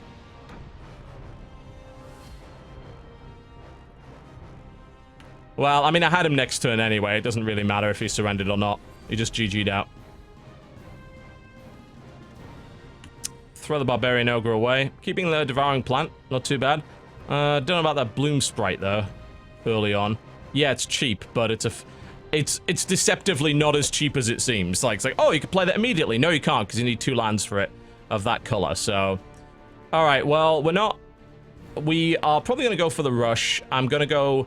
I can't even play anything right now, so I think we actually literally have to start off with Forest, because if we don't, we're not going to be able to play anything for ages, so... Don't really have much of an opportunity otherwise. What I was wanting to do was go 2 prairies and then a mountain and then Devouring Plant, but I can't really do that. But that's okay. That's not the worst thing to ever happen. What we can do is we can plump down a second one of these and then just use a Beastmaster here for the time being. Then we could put the mountain, the Devouring Plant there if we want. It's a good guard creature. It can sit there just sucking up the mana every turn. Hey, he did the exact same thing I did. Alright. I have not played the PC port of Nier. No one has the code for that yet. I imagine it'll probably be fine. If it's anything like the Metal Gear Rising port, it'll be bare bones, but it'll be fine. It won't be anything to blow your mind, I would imagine, but it'll be alright. I'm currently playing it on PS4 Pro at the moment, and it runs at 60 almost all the time. There's a couple of drops here and there, but it's mostly fine. Let's see. Loading times aren't bad either, but I did replace the hard drive in my PS4 Pro with an SSD, so that probably helped a bit. I had a few SSDs lying around. I'm like, why not? Why should any system still be running a 5,400 RPM hard drive? What? Is this 1997? What the hell? We could go for a double Prairie Rush to the Village Elder to grab that second mana there. I don't hate that idea. Do I want to go Tiki Caretaker to buff the Beastmaster, maybe? Sure. Why not? Get on the board. Give us a bit of an edge. Have I played Horizon Zero Dawn? Nope. It's 30 FPS. I have no interest in playing it. Just like Zelda. I don't play 30 FPS 3D action games. Sorry, I just don't do it. I mean, the only genre in my eyes that is, well, there's 2 genres that are even more affected by frame rate than third-person action games, and that's first-person shooters and racing games. I guess 3, if you count fighting games as well. I can't imagine wanting to play any of those at 30, and I don't. I'm not going to waste time on it. Are you kidding me? There's so many games out this month. Why would I play something like that? You know? There's so many options that aren't limited by out-of-date, obscure shit. There's no reason. And here's the thing, like, I don't like Zelda games to begin with. I have never played a Zelda game that I've actually enjoyed. And secondly, I'm not really the world's biggest fan of open world either. I'm pretty much burned out on it. So the combination of those 3 things is like, well, why the fuck would I play Horizon or have to buy a goddamn Switch, which again, I'd have to go ranging far and wide to find, to play Zelda when I've got a bunch of games that run really well on PC and even on PlayStation Pro that I could be playing. What's the point? There's so much choice. Why settle for less? Why? There's no reason anymore. None. There really is not. I see no reason at all for that.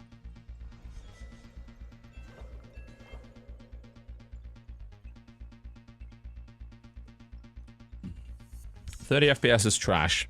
It will always be trash. There are a few game genres where it's tolerable, and there are some where it is not.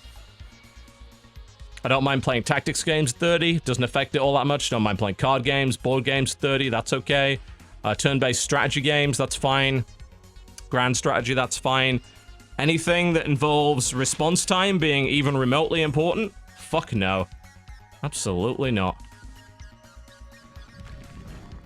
It's like, one has to have standards, yeah? I just see no reason... Oh. I can play that on a prairie? Really? Is that because it's a structure or something? That's weird. Maybe I can play structures nearby. I should have put the blood obelisk there then. What the hell am I doing? Huh. That's weird.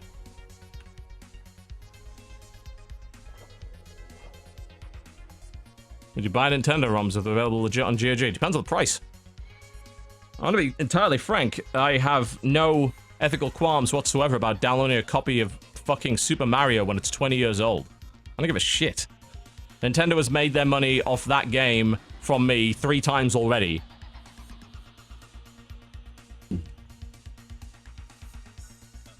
Zero Dawn is not a good game solely because of frame rate. You can't be a good third-person action game and also be 30 frames per second. Those two things are incompatible.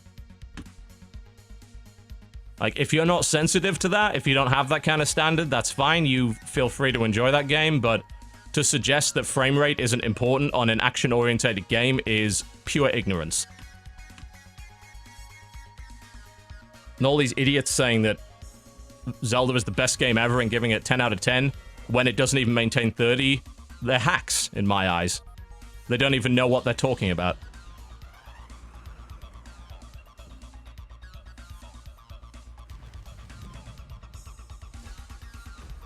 If you were to look at it purely academically, sure, you can make that argument. But you can't look at it purely academically. Because it's a consumer product. And as a result, it has to be reviewed as such. It could have the most perfect game mechanics in the world, but it's a third-person action game that runs at 30 FPS or less, which means it's objectively inferior to third-person action games that don't. There's no arguing that. That's just fucking science. That's mathematics. Pure and simple.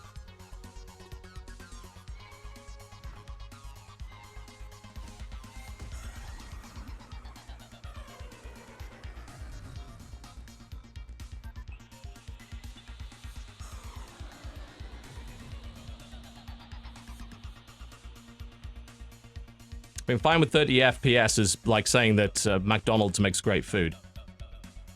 It doesn't. Not by any measure. Not by any sane, accepted measure is that true. It only means that you have very low standards. And very high tolerance for bullshit. As you may have noticed, my tolerance for bullshit is not very high.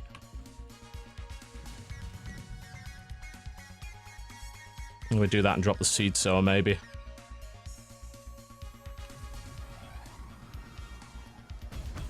Kaboom. Give me the extra damage. Extra mana. Yeah, so the Voice of Hunger is based on life, right. So, high life creatures are good to eat. We've still got this stuck here. We need to sort this out. This is a bit of a mess. If I move everything back one... Oh, I could put the seed sower here. Yeah, this still gives me some flexibility. That's not too bad.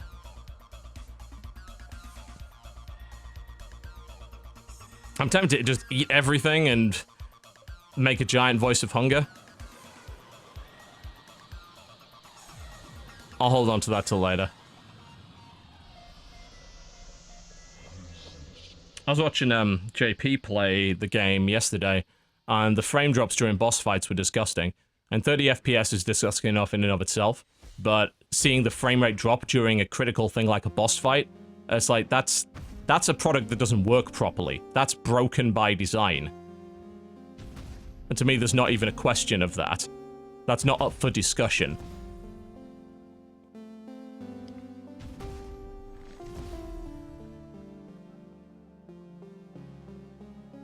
Well, he traded a lot to get rid of that, and you know what? I'm fine with that. I may go for that big Voice of Hunger drop and just eat everything here. I would need an additional... I'd have to put down a green here, and I could just... I'd end up eating my own devouring plant as well, which is not what I'm looking for.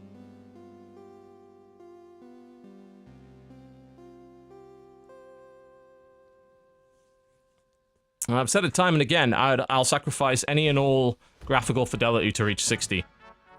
And the fact that I don't have the option with console is why console is an objectively inferior product. It gives you less choice. It forces you into a particular way of play. The sooner it stops doing that, the better it will be. Okay, let's think about the best way to deal with this monstrosity here. We can't put the Voice of Hunger down here. We can put it there, but it would be a bad drop. Do we pull just another card and see if we get a better option? I can put stuff here. And that's probably my best angle of attack at the moment. I'm sort of restricted into where I can put things at the moment. We can move forward, try and do damage there. This is a solid trade, I think. Wish I had a better way of killing that. First things first, let's get out of the way. Because I think we will go for that Voice of Hunger. We're just going to drop it in the middle here. Eat all of that. That's going to open up a few options. Should have probably put the Blood Obelisk down. But it was, if I did that, it was just going to get destroyed immediately, so... Okay, that gives us that big, stompy, scary 11-13, and let's hope he doesn't have a way of removing it. We'll put the... Let's start extending out in this direction. I'm going to plump down our... Yeah, it seems like you can put this in non-forest... That's weird. I wonder what the rule on that is. It's like maybe... Or can you place things next to... Oh, is it... What? Oh, is the Blood Obelisk actually not a red? I don't quite understand. Maybe it's just a structure rule. Because usually you can only play red required stuff on mountains, but apparently with the Blood Obelisk and the Devouring Plant, that's not true. I imagine it's something like structures can be placed in the first row or something, maybe? Or maybe a structure can be placed next to an existing creature, regardless. Hard to say.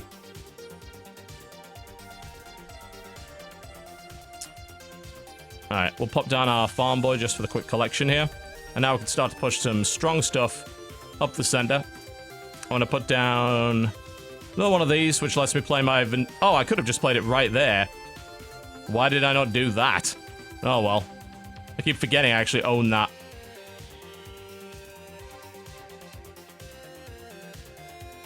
Let's move this along here. Gets us the quick grab. Leave that open just for dropping the dragon if I get it.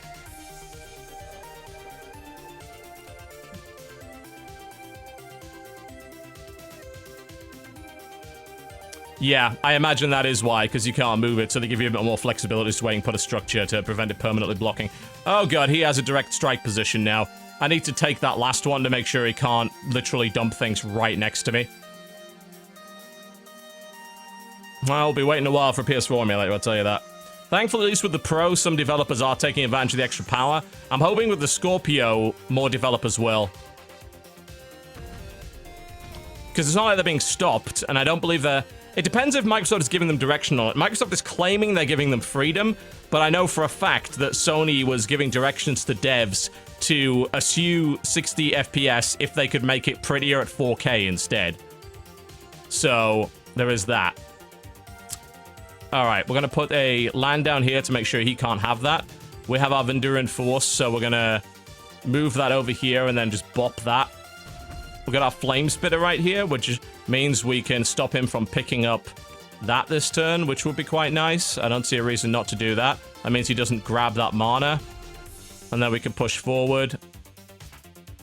This can stay here because it's a neutral. Farm Boy can stay there. Yep, that setup looks pretty good. So far, we have more power on the board than he does. And we have access to 2 of those mana wells, whereas he does not, so... Yeah, I'm aware there can't spawn units there if you put it there. I'm trying to push forward to take control of their squares to stop him. He's probably going to move over and bop that, which I expected, but I got a 2 for 1 out of that, so I don't really care. There's already a Wii U emulator. I don't know how well it works. It's called, what, Cemu or something? And obviously the Wii emulator is very good. Dolphin is extremely good. But yeah, the Cemu, which I believe works relatively well, I think. Oh god, it's a fucking angry cat of some sort.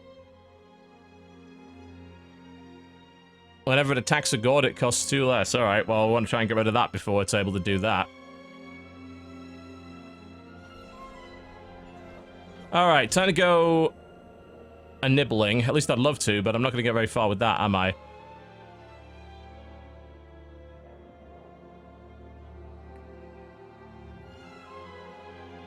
Production's at the start of your turn, isn't it? Yeah. Okay, what best to do? We can continue to extend out in this direction. I do want to maybe pull another card to see if I can buff up the Voice of Hunger so it doesn't die to the Venduran Force. But I also want to play more land. In the process of dealing with this, I want to block this off if possible. I'll put just another Devouring Plant right there. That would be the way to do it, I think. That blocks that off so he can't get to me. Do I put... yeah, we need more cards. And we got a Barbarian Ogre out of it. So we can start to push up the left flank with that. I guess we're going to trade that. It's going to happen. Get rid of his big creature. Whatever. It happened. Gets us a bit extra mana. We still have that Barbarian Ogre. We still have the majority of the map controlled and access to 3 mana wells. So I don't think that's bad. Whatever way you look at it.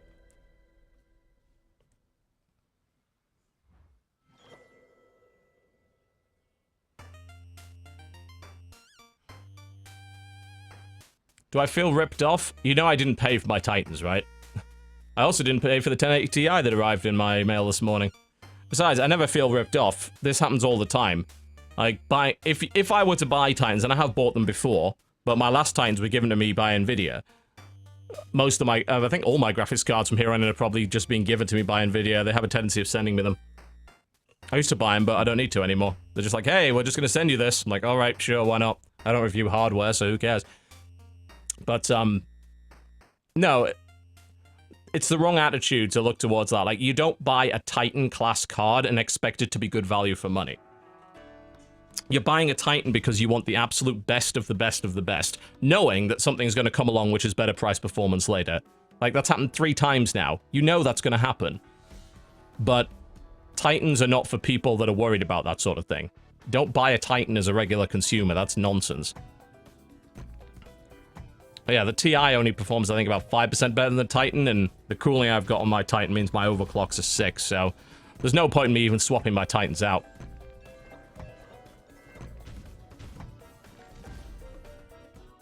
Well, the cat got eaten by the plants, so that worked out fairly well, didn't it? Okay, we've got this firebomb, which means we could get a trade out of this. I like that. Yeah, let's firebomb that, and then we move and blump that, which gives us an extra card.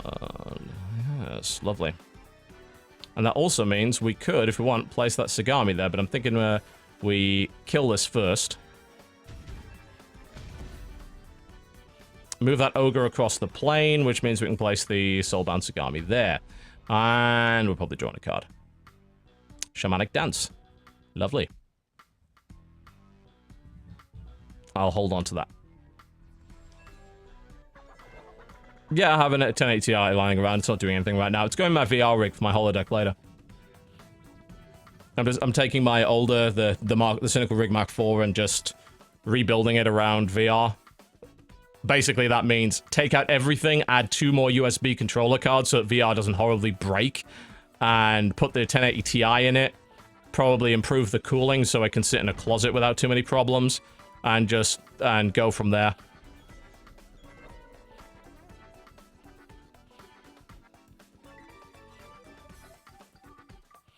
Get our little underground boss out. We are not taking control of these, are we? We really need to sort that out. That is a waste of resources. Alright, well, I mean, this guy is in trouble. Let's just put it that way. I'm going to throw the dance down on this. Like, hey, I'm a big scary dude. Because I'm not noticing that most of these people seem to have great removal or anything. Let's push a little further forward so we have control of the center. What do they get out of it? Publicity. Simple as that, really.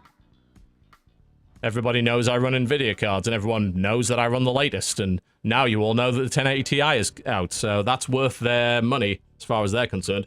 I'm not going to argue with them.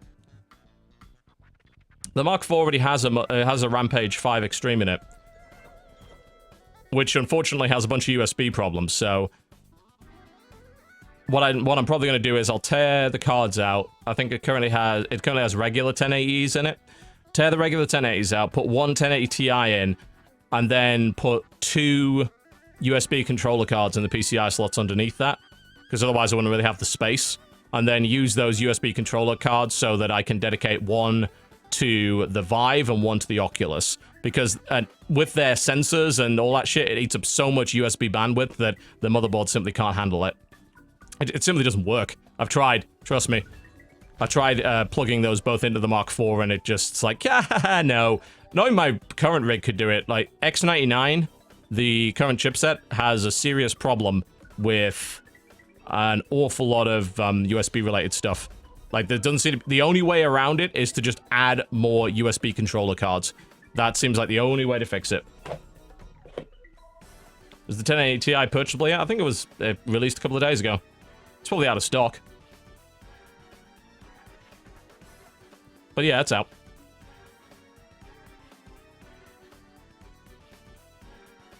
Would it be worth getting another 1080 Ti, a 980 Ti for SLI, or buying a 1080? SLI is kind of on its way out. Like, it's not that well supported. Eventually, multi-GPU through DirectX 12 will be the way that everything goes, supposedly. Although there's not much support for that yet. I probably wouldn't be buying another 980. Like, unless you are actively playing a bunch of games that you know are very much SLI compatible, no, I would not. I really need rid of that, don't I? No good way to do it, though. Here's a nice thing, though. That gets us that, I was hoping it was extended in that direction. It did not. Bump that. I'm tempted to just run that in there to get the giant buff. In fact, you know what? I think I'm going to do that. Maybe not the best idea I ever had. I'm going to leave that there, because otherwise you can just come in and kill it. I'm going to play the Caretaker down. This is a sort of eggs in one basket approach, but hey. As long as... I have noticed so far the removal in this game doesn't seem very strong. So, having big buffed up creatures doesn't seem like the worst idea.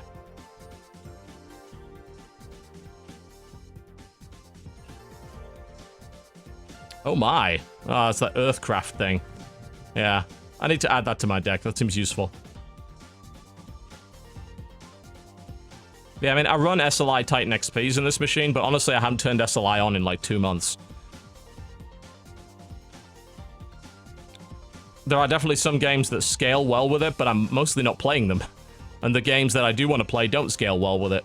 So, yeah. Yellow and blue have the power removal. Yeah, well, like, obviously a bunch of these lower level dudes are playing green decks for obvious reasons. Because that's what you get given at the start. So, I imagine when I get up higher, I'm going to run into problems with that. Well, cool. We won our first 3 ranked games. Not bad. Thoughts on AMD Ryzen? Well, based on the benchmarking, it doesn't seem like it's as good as high-level Intel stuff, so... I don't know if one of them has a good price-performance ratio compared to it. Maybe there is one. If there is, great, buy that. If not... certainly at the high end, Ryzen does not compete with what I'm running right now, so I have no interest in it. When AMD releases something that is better than Intel, I'll buy it. But I'm a power user, so I don't buy AMD. Because they're never up to scratch. It's been a long time, I think, since AMD has been up to scratch in that regard, and it's a shame. At least they can compete around the mid-range and the budget range, but for power users, they're not good. I'm afraid. I would like to say otherwise, because I think competition is super important. Oh, wow, look at this thing. Radiance, Imperial Airship. Wow. Flying, -3, Radiance is sphere cost equals your life total. Day of the Dragon. Oh my god. Add the 4 Dragonsteel card. That's insane. They cost 4 less. That is ridiculous. We need to... How much does it cost to craft that? Less than I expected. Oh, unfortunately, to disenchant my own excess, it only gives me 9, so okay, quite a lot then. Alright. Yeah, Faeria's pretty neat.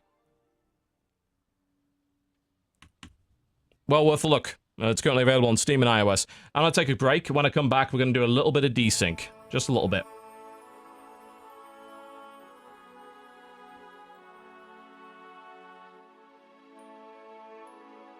Oh, before I go, by the way, the current game that's on sale on chrono.gg/TV is the AI War Collection, which is AI War plus 6 expansions worth of content for $2.50, which is fucking ridiculous. So you might want to think about buying that. Also, Chrono just launched Chrono Coins, which is something you can... When you log into the site every day, you earn Chrono Coins.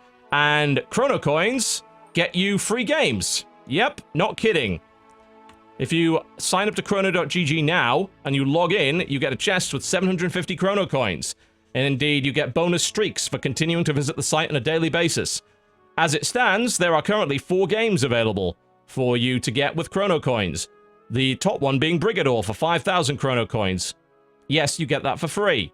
Hammer Watch for 1,000, Dust Force DX for 2,000, and Reigns for 1,500. Which is pretty fucking crazy, yes? They're giving free games away. That's nuts. You should go there. Also, I get a cut of every sale. This is good too. Everyone's a winner. Visit chrono.gg/TB on a daily basis to get free coins so that you can get free games. And they're Steam keys, by the way. Yep, no bullshit. They are actually Steam keys. That's kind of great, right? Yup, I would say so. You should probably go there. Be right back.